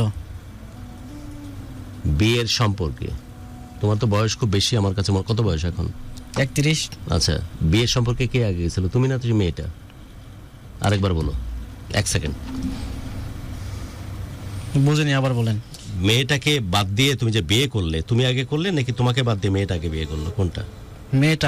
মেয়েটাকে বিয়ে করেছে। মেয়ের বিয়ের কত বছর পর তুমি বিয়ে করেছো? বেশি দিন না। কতদিন? 1 বছর। 1 বছর। মেয়েটা যে তোমাকে বাদ দিয়ে বিয়ে করলো, ঘটনার প্রেক্ষিতটা কি ছিল? বিয়ের ঘটনাটা একটু কাইন্ডলি বলো। তখন কি তোমরা সম্পর্কে ছিলে? সম্পর্কে ছিলাম। সম্পর্কে থাকা তবে অবস্থায় এখানে হলো কি, শুধু এই ঘটনাটা শুনি, আমরা তো ঘন্টার পর ঘন্টা ঘটনা শুনবো না। এই যে তোমাকে বাদ দিয়ে আরেক জায়গায় বিয়ের সম্পর্কে গেল, এই ঘটনাটা শুনি। তখন তো তুমি সম্পর্কে শুনি এটা। হ্যাঁ, পরে যখন আমি রাতে ওকে ফোন দেই, দেখি যে ওর ফোন ওয়েটিং দেখায়। রাত 12টা একটা সময় দেখি, বা এই সময় ফোন দিলে ওর ফোন ওয়েটিং দেখায়। আমি টেনশন করি, এটা আমার নাম্বার, আমি দিলাম, আমি কথা বলবো, হয়তো অন্যকে কথা বলবে কেন, হয়তো ফ্রেন্ড সার্কেল কথা বলতে পারে, সে তো এত রাতে কথা বলতে ঘন্টার পর ঘন্টা হওয়া উচিত না, বা এতক্ষণ বা এত রাতে ফোন দেওয়ার তো কোনো প্রশ্নই আসে না। পরে দেখি যে সে অন্য একটা ছেলের সাথে সম্পর্ক করে আর কি। মানে সবকিছু আমি দেই, ওই ছেলেটার সাথে সম্পর্ক করে। হ্যাঁ, আপনি একটু আগে বলছিলেন না যে না, এটা হলো তো অনেক পরে, এটা অনেক পরে, যখন দেখি যে আমি তোমাকে এইভাবে এর আগে কেউ বলেছে আমি এতেশাম ছাড়া যে তুমি একটা ঘোরের মধ্যে আছো, মেয়েটি আসলে ভালোবাসা বলতে যে তোমার ভালোবাসা নেই, কিন্তু আমার কোনো কমপ্লেইন নাই, এটা তোমাকে বোঝাতে পারছি কিনা জানি না। আমি জানি যে জান প্রাণ ছেড়ে দিয়ে মেয়েটিকে তুমি ভালোবেসেছিলে, যার চোখ বা যার প্রত্যেকটা মুভ তোমার মনের মধ্যে দাগ গেঁথে আছে, এই ব্যাপারে কিন্তু কোনো সন্দেহ নাই। এটা আমি ক্লিয়ার করতে পারছি কিনা? হ্যাঁ, বাট মেয়েটা যে তোমাকে ওইভাবে ভালোবাসার জায়গা থেকে অ্যাকনলেজ করেনি পরিপূর্ণভাবে, সেটা নিয়ে আমার আপত্তি আছে। এই কথাটা বন্ধু বান্ধব পরিচিত জন কেউ কখনো বলেছিল আমি এতেশাম ছাড়া, নাকি সবাই বলে তোমাকে? না, সবাই বলে যে মেয়েটাও তোকে ভালোবাসছিল, তাই বলে। হ্যাঁ, ওকে। সো তুমি বলছিলে যে মেয়েটি আরেকটা সম্পর্কে জড়িয়ে পড়েছে, রাইট? তো তোমার কাছে কি ব্যাখ্যা এটা? পরে দেখি যে আসলে ওর সাথে কথা বলতেছিলাম, পরে যার সাথে সম্পর্ক জড়িয়েছে সে হলো ফির আমার ফ্রেন্ড। আচ্ছা, তাতে তোমার রিয়েলাইজেশন কি? পরে আমি ওই ফ্রেন্ডকে বললাম যে বন্ধু, সে যদি তোকে ভালোবাসে আমি ওকে ডিস্টার্ব করবো না, আর যদি আমাকে ভালোবাসে তাহলে তুই ডিস্টার্ব করবি না। ওকে, বাট তুমি তো জানতে যে সে মেয়েটি তোমার বন্ধুর সাথে সম্পর্কে জড়িয়ে পরে পড়েছে। সেটা হলো কি, আমি যেভাবে পাইছি সেটা হলো কি, ওর নাম্বার থেকে কি মানে আলামিন, জি, give me the straight answer. Yes. তাকাও আমার দিকে। তুমি ক্লিয়ার হলে যে মেয়েটি তোমার বন্ধুর সাথে সম্পর্কে জড়িয়ে পড়েছে, এটা সত্য না মিথ্যা? সত্য। এ ব্যাপারে কোনো ভুল আছে? না। এতে কি প্রমাণিত হয় তোমাকে ভালোবাসে? সেটা হলো কি, ওই ছেলেটা চাপেই কিন্তু ওই মেয়েটা ওই সাথে কথা বলে আর কি, আমার ফ্রেন্ডের সাথে কথা বলে। আচ্ছা, কারণ ওর মেয়েটার দোষ নাই। মেয়েটার দোষ নেই, কারণ ওর বাসার সামন দিয়ে যায়। ওই আমার যে গার্লফ্রেন্ডটা ওর বাসার সামন দিয়ে যায়। তার সামনে দিয়ে গেলে কি সমস্যা?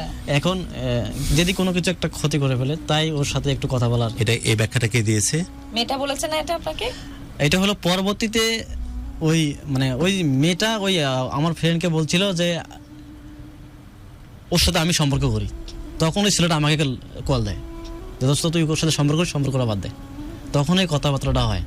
পরে যখন ওই ছেলেটা আমাকে বলে, তখন আমি আমার গার্লফ্রেন্ডকে বলি যে তুমি তো কথা বলতেছো ওখানে, সেই জন্য তোমার রাতে তো ওয়েটিং দেখি। বলে না। পরে যখন ওই ফ্রেন্ডটা আমাকে ওর ভয়েস রেকর্ড আমাকে পাঠায়, তখন আমি আইডেন্টিফাই হই।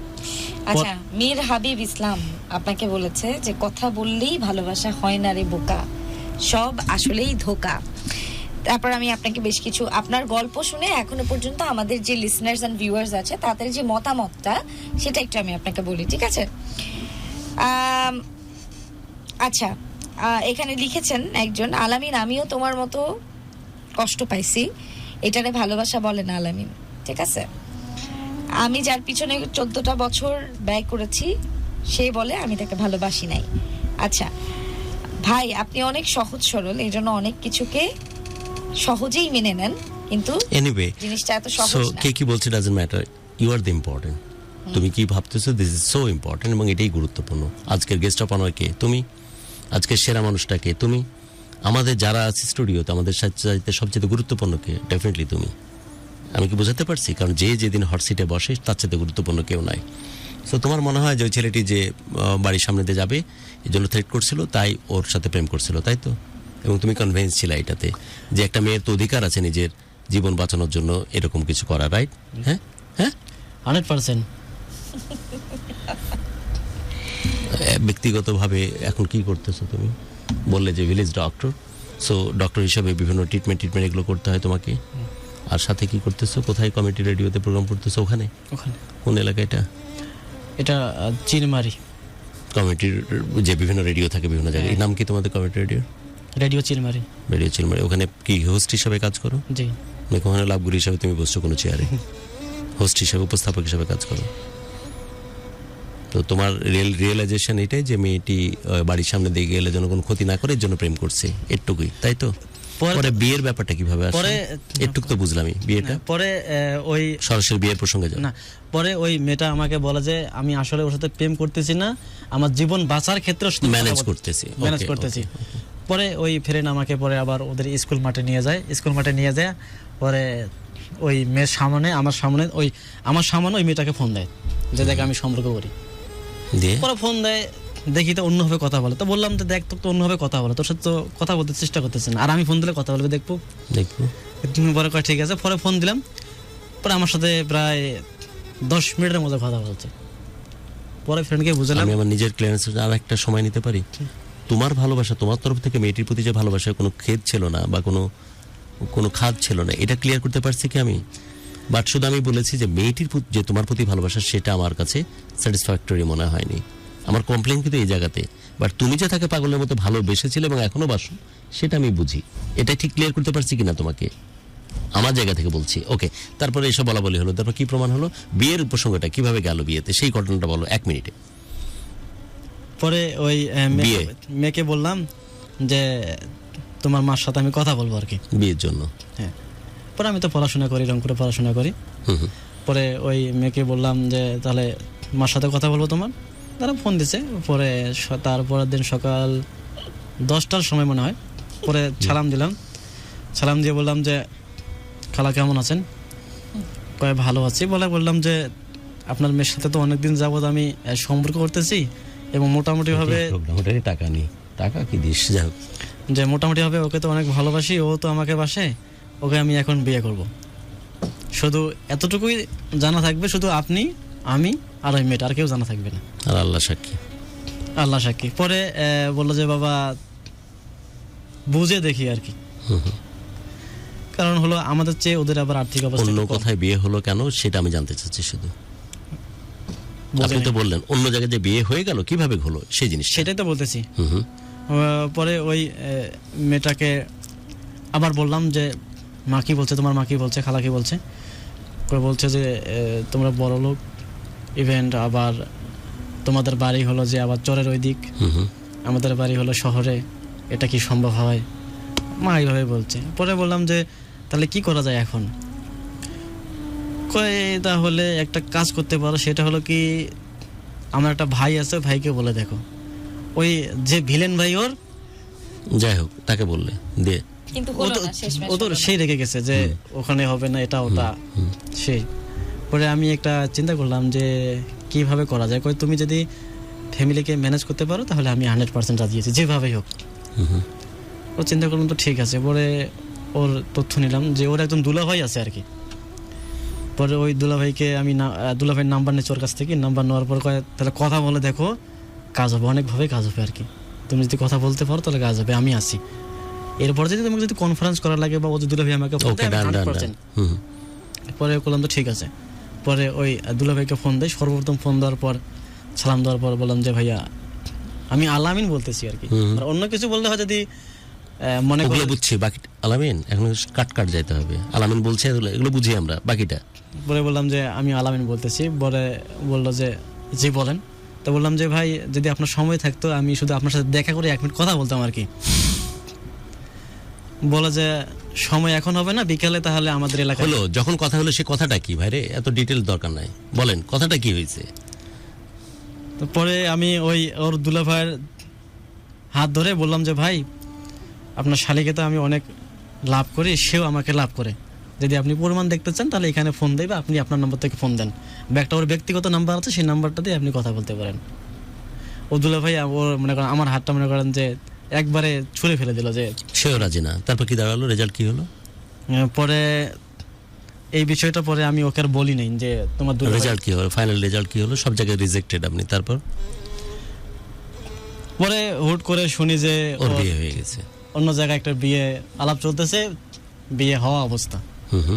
পরে কিছুদিন পরে শুনি যে ফোনে কথা হয়, পরে দেখি যে আবার ওর বিয়ে হয়ে গেছে। ফোনে কিন্তু কথা হচ্ছে, আমার সাথে ফোনে কথা, আমি ভালোবাসি তুমি ভালোবাসি, এগুলো চলতেছে এবং ঘন্টার পর ঘন্টা কথা হচ্ছে, দিয়ে বিয়েও হয়ে গেল। এদিকে বিয়ে হয়ে গেল। পরে আমি পড়াশোনা থেকে একটা পর্যায়ে মনে করেন যে ফেল পড়ে যাই আর কি। স্বাভাবিক, কারণ এগুলো নিয়ে ভাবতেছো তুমি। ফেল পড়ে যাই। পরে আর চিন্তা করি যে ফাইনালি এদিকে আসার পর পরে করলাম যার পড়াশোনা করবো না, বাসা যাবার, একবার কাজ করে খাবো। পরে আমার মানে রুমে কামলা দিয়ে খাওয়া বা কাজ করে খাওয়া এই টাইপের। পরে আমার ফ্রেন্ড সার্কেল, আমার বান্ধবীরা ছিল, পরে বুঝতে পারলো যে এই তোমার বাবা মা কি করে? আমার বাবা হলো কৃষক। অনেক কষ্ট করে তো তোমাকে মানুষ করতেছে আমার মনে হয়। কয় ভাই বোন তোমরা? 5 ভাই বোন। আমি হলাম ভাইয়ের মধ্যে বড় এবং সিরিয়াল হলো 3 নম্বর। আমার উপরে বড় বোন 2 জন আছে। বহু কষ্ট করে মানুষ করছে তোমাকে। হ্যাঁ, অনেক কষ্ট করে মানুষ করছে আর কি। পরে ভাবছিল যে সব ছেড়ে ছেড়ে দিয়ে কি করবা, কামলা দিব, তাই তো? হ্যাঁ হ্যাঁ। পরে আমি পড়াশোনা করবো না, পরে আমার ওই ফ্রেন্ড সার্কেল সবাই ওদের কারণে পরে কাম ব্যাক করো, লেখাপড়া করো। এখন কি করেছো, পড়ালেখা কি পাস করে এখন যে ভিলেজ ডক্টর যেটা বললা তুমি, আর বিয়ে করেছো কতদিন হলো? ওই মেয়ের বিয়ের 1 বছরের মাথায়। 1 বছর। এখন কি ধরনের, কেমন আছো তুমি, জীবন কেমন? আছি, ভালো আছি। কেমন ভালো আছো মানে ওই অসম্পূর্ণতা, ওই অতৃপ্তি নিয়ে বেঁচে আছো? সত্যি কথা বলো তো আলামিন, ওই অতৃপ্তি সবসময় তোমাকে কুরে কুরে খায় এরকম? ওরকমটাই। ওরকমটাই। এই জন্য তুমি, তোমার বউ কেমন, মানে তোমার সাথে কেমন? ভালো। মেয়ে হিসাবে, বউ হিসাবে 10-এ কত দিবে? 10। মা হিসাবে কত দিবে, তোমার বাচ্চার মা হিসাবে? 10। 10 না 20 বুঝে বলো। 10 নাকি 12? মেয়ের মা হিসাবে কত দিবে 10-এ? 10-এ দেবো। সবই 10-এ 10। অনুষ্ঠান শেষ করছে আজ। সবার জন্য অনেক অনেক দোয়া, প্রত্যেকটি প্রাণ ভরে উঠুক ভালো লাগা নিয়ে, আর প্রত্যেকটি হৃদয় শাসিত হোক শুধুই ভালোবাসা দিয়ে। ভালোবাসা এমন এক ঘটমান অনুভূতির নাম, যে ভালোবাসার হাত ধরে, যে ভালোবাসাকে পুঁজি করে প্রতিদিন কিছু নোংরা ঘটনা পৃথিবীতে ঘটে যাচ্ছে, যে ঘটনার সাক্ষী হচ্ছে পুরো পৃথিবী। এবং ভালোবাসা, আমি প্রায়শই বলি যে পৃথিবীতে যদি সত্যিকার অর্থে যার্রা পরিমাণ স্বর্গ থেকে কোনো অনুভূতি এসে থাকে, তার নাম ভালোবাসা, তার নাম প্রেম, তার নাম এশক। কিন্তু আমরা নিজেরা নিজেদের প্রয়োজনে ভালোবাসাকে এমনভাবে কাস্টমাইজড করে চিন্তা করতে যাই, চিন্তা করতে গিয়ে আমরা আশপাশের পারিপার্শ্বিক জায়গাটাকে বিষবাষ্প করে তুলি। স্পেশালি যে মানুষগুলো আমাদের জন্য স্যাক্রিফাইস করেন, যেমনটা আলামিনের পরিবার, স্পেশাল আলামিনের বাবা মা বেঁচে আছেন আলহামদুলিল্লাহ, তারা তার জন্য যে স্যাক্রিফাইস করেছে, এরকম একটা ছেলেকে মানুষ করতে গিয়ে একটা কৃষক পরিবার, স্পেশালি নিম্ন মধ্যবিত্ত মনে হয় বলা যায়, মধ্যবিত্ত বলবো নাকি নিম্ন মধ্যবিত্ত? মধ্যবিত্ত বললেও মধ্যবিত্ত কিন্তু বেশি হয়ে যায়, তারা নিম্ন মধ্যবিত্ত, কারেক্ট।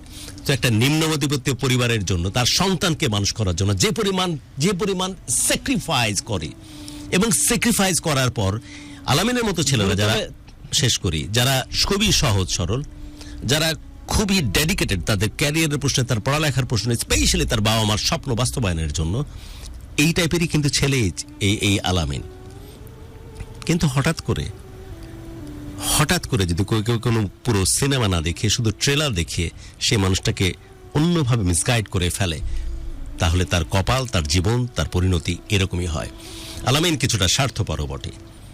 যে বৌমার কথা বলতেছি, আলামিনের ঘরে যে প্রিয়তমা স্ত্রী, স্পেশালি তার কন্যা সন্তান, বলতেছিল যে বউ হিসাবে, সাংসারিক একটা মেয়ে হিসাবে তাকে 10-এ 10 দেওয়া উচিত। আমি বলতে পারবো কিনা জানি না, আমার পরিচিত জন বলতে পারবে কিনা জানি না, আমি জানি যে শান্তও বলতে পারবে কিনা তার পার্টনারের ক্ষেত্রে এই কথা, বা আরেকজন বলতে পারবে কিনা। It's a very very freaking tough question আজকের পৃথিবীতে বলতে পারা যে আমি 100-তে 100 সন্তুষ্ট আছি। সে বলতেছে যে আমি 100-তে 100 সন্তুষ্ট আছি আমার বউকে নিয়ে, সন্তুষ্ট আছে আমার বাচ্চার যে পারওয়ারিশ করতেছে যে মেয়েটি, তাকে নিয়ে। বাট ওই যে বললাম যে পুরো মুভি না দেখে সামান্য কিছু সময়ে ট্রেলার দেখে যে মানুষটা মিসগাইডেড হয়, তার চোখ, তার এই ছোটবেলার অনুভূতি, তার এই মহব্বতে আটকে থেকে বর্তমানকে মানুষ অনেক পর করে দেয়, যেটার মূল্য ভবিষ্যতে হয়তো আলামিনকে অনেক বড় করে দিতে হবে। তার আগে বলে রাখি, যে বয়সে এই চোখ দেখে আমরা পাগল হই, যে বয়সে ভালোবাসা আমাদের উন্মাদনা তৈরি করে, সেটি খুবই স্বাভাবিক।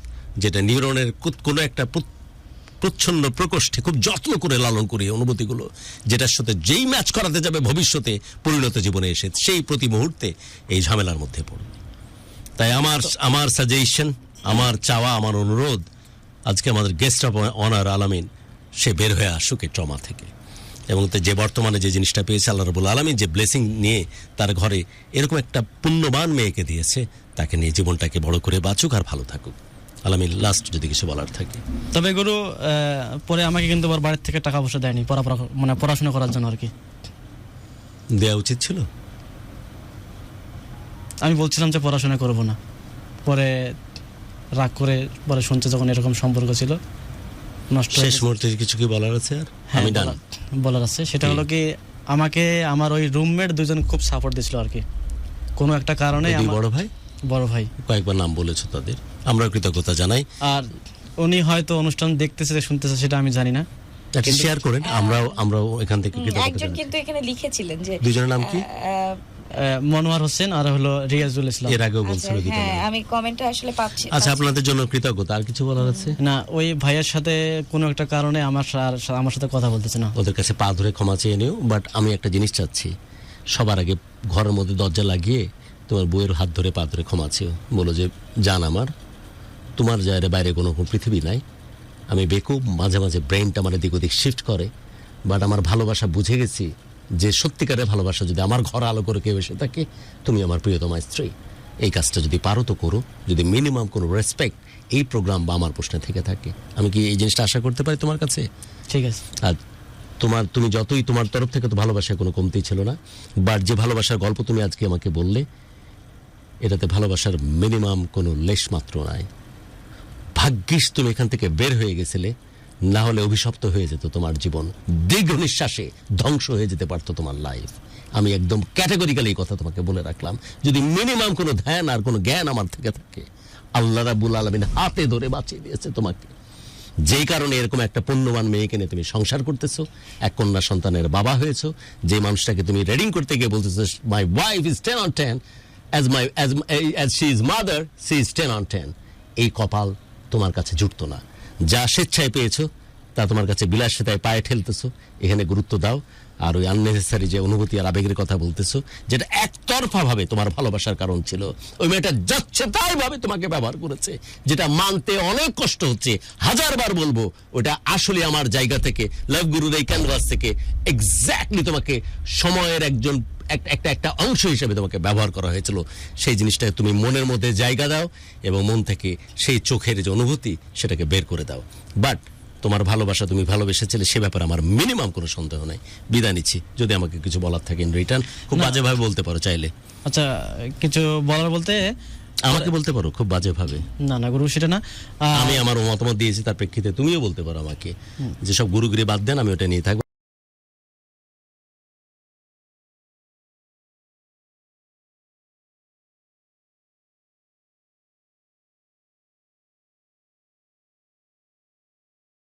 ঘুরে থাকতে চাও, এই ঘোর যেন কখনো না কাটে। নেশা আমাকে নিয়ে এসেছে তোমার কাছে, আরো বেশি কাছে। তাই জীবনে চাই না তো কিছু আর, বাচ্চা বউ চাই না তো কিছু আর, চাওয়া শুধু একটাই, চোখের ঘোর যেন আমাকে কখনো না কাটে। এই মাস্তি নিয়ে থাকো, তাহলে আমার কোনো আপত্তি নাই। বাট সত্যি যদি জীবনটাকে সঠিকভাবে দেখতে চাও, বাবা মার দিকে খেয়াল করো।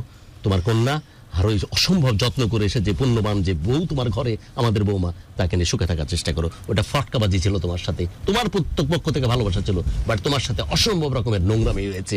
ভুলে যাও, এখন এই মুহূর্তে ভুলে যাও, না অভিশপ্ত হয়ে যাবে এই জীবন। ঠিক আছে, এবার আমাকে বলতে পারো। খুব বাজেভাবে বললাম তো, বলতে পারো। না গুরু, এটাই সত্য। ও, এটা সত্য স্বীকার করছো? বিদায় নিচ্ছি আজ, টেক কেয়ার। আচ্ছা, আপনার অনেকগুলো টেক্সট আসছে। হ্যাঁ হ্যাঁ, আচ্ছা বলেন, কিছু বলার থাকলে বলেন, সমস্যা নেই। না এই পড়ে তো ওই পড়াশোনা, ওই আমার ওই রুমে। আপনার গল্প শেষ, এখন একদম শেষে কিছু বলতে চান কিনা? এই যে অনেক মানুষ এই মুহূর্তে আপনাকে শুনছে, এই যেমন দাঁড়ান আমি বলি, লালমনিরহাট থেকে হাসান হাবিব বলেছেন আজকে বাসায় আসো। চিনেন নিশ্চয়ই, আপনার পরিচিত তাই না? লালমনিরহাট থেকে মহাকাব্য নামে আপনি কোন একটা শো করেন, সেটার কথাই বলছিল। ইভান আকরামুল লিখেছেন আপু কমেন্ট পড়ো না কেন? তারপরে ডাক্তারকে একটু তেঁতুলের রস পান করিয়ে দেন গুরু। ঠিক আছে, এটা মুস্তাকিম বলেছেন। আচ্ছা, তারপরে আচ্ছা তারপরে এরকম অনেকেই বলেছেন যে গুরু আপনার কথার মধ্যে অনেক কিছু শেখার আছে। ঠিকই বলেছেন ভাই, আপনার ওয়াইফের কাছেই মাফ চাওয়া উচিত। এলএফ রাজীব লিখেছেন ভাই অতীত ভুলে যান। হ্যাঁ, আবার এখন আপনার মেয়ের দিকে তাকিয়ে এসব থেকে বেরিয়ে আসেন। আচ্ছা, তারপরে আরো আছেন, অনেকেই আছেন। বাস্তবতা এতটাই কঠিন যে কখনো কখনো বুকের ভিতর গড়ে তোলা বিন্দু বিন্দু ভালোবাসাও অসহায় হয়ে পড়ে। তারপরে গুরু সত্যি মন থেকে সুন্দর এবং সঠিক ডিসিশন দেন। গুরু তার উচিত এখন তাড়াতাড়ি এখান থেকে বের হয়ে আসা। আচ্ছা, সবসময় গুরুর শেষের কথাগুলো ভাল লাগে। বাসায় আয়, ভাবি আপনাকে ভালোবাসার মহাকাব্য শোনাবে এখন থেকে নিয়মিত। ঠিক আছে, আচ্ছা। তারপরে আলামিন ভাই আমার সাথে যোগাযোগ করেন, একজন আবার তাকে রিপ্লাই দিচ্ছেন যে তিনি বিবাহিত। সো আপনি বিবাহিত। একদম শেষের দিকে যারা এই মুহূর্তে আছে আমাদের লিসনার্স, কিছু যদি বলতে চান বল, একদম ছোট করে আমার প্রোগ্রামটা শেষ করবো। আপনি ফোনটা রাখেন সাইডে। হ্যাঁ, এবার বলেন। না কিছু বলার মতো নেই, তবে সবাইকে ধন্যবাদ যে আমার এই প্রোগ্রামটা দেখার জন্য আর কি। আর যারা আমার ওয়াইফকে কিছু বলতে চান? না, আমার ওয়াইফকে ও তো সরাসরি শুনতেছে আর কি। ও আচ্ছা আচ্ছা আচ্ছা, আপনার ওয়াইফ শুনতেছে। তো ডেফিনেটলি আমি যদি কারো ওয়াইফ হতাম এবং আমি যদি এরকম অনিয়ারে শুনতাম যে আমার হাজবেন্ড আরেকজনের গল্প বলতে গিয়ে বারবার সেই ইমোশনাল হয়ে যাচ্ছে, এটা কি অ্যাজ আ ওয়াইফ আমি কি এটা মেনে নিতে পারতাম? আপনি যে গল্পটা বলছেন আপনার ওয়াইফ শুনছে, আপনার ওয়াইফকে কিছু বলেন, যাকে আপনি রেটিং দিলেন না 10 আউট অফ 10। যেহেতু ও আমাকে সকলভাবে সাপোর্ট দেয় এবং সব বিষয়ে সে আমাকে সাপোর্ট দেয়। আর এই যে এরকম যে একটা লাভ স্টোরি, এই বিষয়টা ওকে আমি বলছি। আচ্ছা, ও বলছে ঠিক আছে। তাহলে এটা তো একটা সুযোগ যে আপনি আপনার ওয়াইফকে থ্যাংক ইউ দিবেন। আপনার এই মানে ভেঙে যাওয়া, আপনার এই মানে মুছড়ে পড়া একটা জীবনে এসে যে এত দারুণ করলো আপনার জীবনটা, গোছানো একটা সংসারে আছেন আপনি, তাই না? এখন সবকিছু গোছানো না, কাউকে তো আর এই ফোন কিনে দিতে হচ্ছে না, কারোর সাথে সাইকেলে করে দেখা করতে হচ্ছে না। এটা একটা সিকিউর একটা রিলেশনশিপে আছেন, একই ছাদের নিচে আছেন। এটা তো একটা দারুণ বিষয়। তো এটা নিয়ে তাকে একটা থ্যাংক ইউ বলে শেষ করি আমরা। সেটা অবশ্যই ঠিক। এই ঠিকটা আপনি এত দেরি করে বুঝলেন কেন? না, ও যেহেতু সবকিছু জানে বা সবকিছু মেনে নেয়, আর সেজন্যই আমি হয়তো মোটামুটি ভাবে ভালো আছি আল্লাহর রহমতে বলতে হয়, যে ওর সাপোর্টে আর কি। আচ্ছা, এই যে নীল আকাশের পাখি লিখেছেন ভাইয়া 5 বলে আপনার মেয়ে এবং বউকে নিয়ে সুখে থাকেন, তাদেরকে কষ্ট দিয়েন না। আপনি বড় বাচ্চা বেঁচে গেছেন, এখন এইসব ভুলে যান, বাসায় চলে যান। আমার কমেন্টটা পড়েন। রাজশাহী থেকে আছি, কুড়িগ্রাম থেকে বলছি। গুরু যেটা বলেছে সঠিক বলেছে। আলামিন ভাই আপনি কথাগুলো শোনেন, আপনার জন্য ভালো হবে। আচ্ছা, মোহাম্মদ সাকিব আছেন। তারপর শামীম হোসেন লিখেছেন আমি, আচ্ছা জি শামীম ভাই আপনার কি অবস্থা, আপনার অবস্থাটা একটু বলবেন আমাকে। আমি পরিচিত ভাই, আমার পরিচিত লোক আমিও একজন। আচ্ছা ঠিক আছে, ফিরোজ আহমেদ শেখ বলেছেন। আচ্ছা, তারপর আরো অনেকেই আছেন। ভাই ভাবি মারি ফেলাইবে আজকে। না না না না না, এরকমটা হওয়ার কথা না, যেহেতু তার ওয়াইফ তাকে সমস্ত কিছুতেই সাপোর্ট করে। আশা করি ভাবি যিনি আছেন এই মুহূর্তে আমাকে শুনছেন, ভাইয়ার পুরো গল্পও শুনলেন, সবকিছুই ঠিক আছে। তারপরেও আসলে প্রেম ভালোবাসা তো জীবনে একটা সময় এসেছিল, তুফানের মতো, টর্নেডোর মতো সমস্ত কিছু ভেঙে চুরে দিয়ে তারপর চলে গেছে। এখন যতই সেটাকে গুছিয়ে নেওয়া হোক, ওই আগের কিছু স্মৃতি, মেমোরিজ মনে হয় আসলে। তার মানে এই না যে এখন সমস্ত কিছু ভুলে গিয়ে মানুষ আসলে পেছনে চলে যাবে, তাই তো? তাই তো, হ্যাঁ ঠিক আছে। ওকে, তাহলে সবাই ভালো থাকবেন, সুন্দর থাকবেন, সুস্থ থাকবেন। আজকের মতো আমি শান্ত বিদায় নিচ্ছি ভালোবাসার বাংলাদেশ এই প্ল্যাটফর্ম থেকে। আর বারবার আপনারা কমেন্ট সেকশনে একটা কথা বলছিলেন, আমি এই কথার একটা রিপ্লাই কিন্তু আমাদের পেজ থেকে দেওয়া হয়েছে। তারপরেও বলি, সবাই এই প্ল্যাটফর্মে গল্প বলতে আসে, এটা ম্যান্ডেটরি না। যদি কেউ সুন্দর করে গল্প না বলে তাহলে আমরা তাকে আমন্ত্রণ জানাবো না। এটা গল্প বলার একটা প্ল্যাটফর্ম, যে কেউ এই প্ল্যাটফর্মে আসতে পারে তার মনের কথাগুলো বলবার জন্য। আমরা অবশ্যই অডিশন নিয়ে কাউকে গল্প বলতে আসতে দেই না, বা অডিশন নিয়ে সে আসলে কতটুকু ভালো কথা বলতে পারে এটা জেনে বুঝে তাকে আমরা গল্প বলতে আসতে বলি বা তাকে অপরচুনিটি দিই। ব্যাপারটা এরকম না। আমাদের এই ভালোবাসার প্ল্যাটফর্ম আপনাদেরই জন্য, আপনাদের সবার জন্য। এই জন্য যে যখনই গল্প বলতে আসতে চান, মন হালকা করতে চান, আমাদের এই ভালোবাসার বাংলাদেশের ক্যানভাস প্ল্যাটফর্ম সবকিছুই আপনাদের জন্য। সো আপনারা শুধু গল্পটা লিখে পাঠিয়ে দিবেন, ঠিক আছে? 01841904904 এই নাম্বারটাতে। আজকের মতো আমি শান্ত সাইন অফ করছি, বাড়ি ফিরতে হবে। সবাই সুন্দর থাকুন, ভালো থাকুন, এবং পরবর্তী ভালোবাসার বাংলাদেশের যে নেক্সট প্রোগ্রাম আছে, পরবর্তী এপিসোড আবার কথা হবে। ততক্ষণ পর্যন্ত সবাই ভালো থাকবেন। আর যাওয়ার আগে একটা কথা বলবো, সবাই আজকের যে গেস্ট আলামিন, তার জন্য অনেক দোয়া করবেন। তিনি আসলে অনেক সহজ সরল, পুরো গল্প শুনে আমার কাছে এটাই মনে হয়েছে। এবং এই আপনারা যেটাকে ধোঁকা বলছিলেন, এই ধোঁকার মার প্যাচটা আলামিন আসলে তখনও বোঝেনি, এখনো বোঝেনি। তার কাছে জীবনে প্রথম যে ভালোবাসাটা, সেটা এখনো ওই প্রথম ভালোবাসার মতোই সুন্দর এবং পবিত্র। এই জন্যই আলামিন বারবার বলছিলেন, আমাকে কে ভালোবাসে সেটা ইম্পর্টেন্ট না, আমি আসলে কাকে ভালোবাসি সেটা ইম্পর্টেন্ট। আর এই জন্য আমাদের গুরুও তার সুরে একইভাবে বলছিলেন যে গুরুর বা আমাদের কোনো সন্দেহ নেই যে কতটা পিওর, কতটা মানে কি বলবো, কতটা দামি এবং কতটা সুন্দর ভালোবাসা ছিল আলামিনের। এবং আলামিনের এই ভালোবাসা এখন আসলে অন্য কারোর জন্য যাক, যে আসলে এটা ডিজার্ভ করে তার ভালোবাসাটা। এই প্রত্যাশায় আমি শান্ত বিদায় নিচ্ছি। সবাইকে শুভরাত্রি।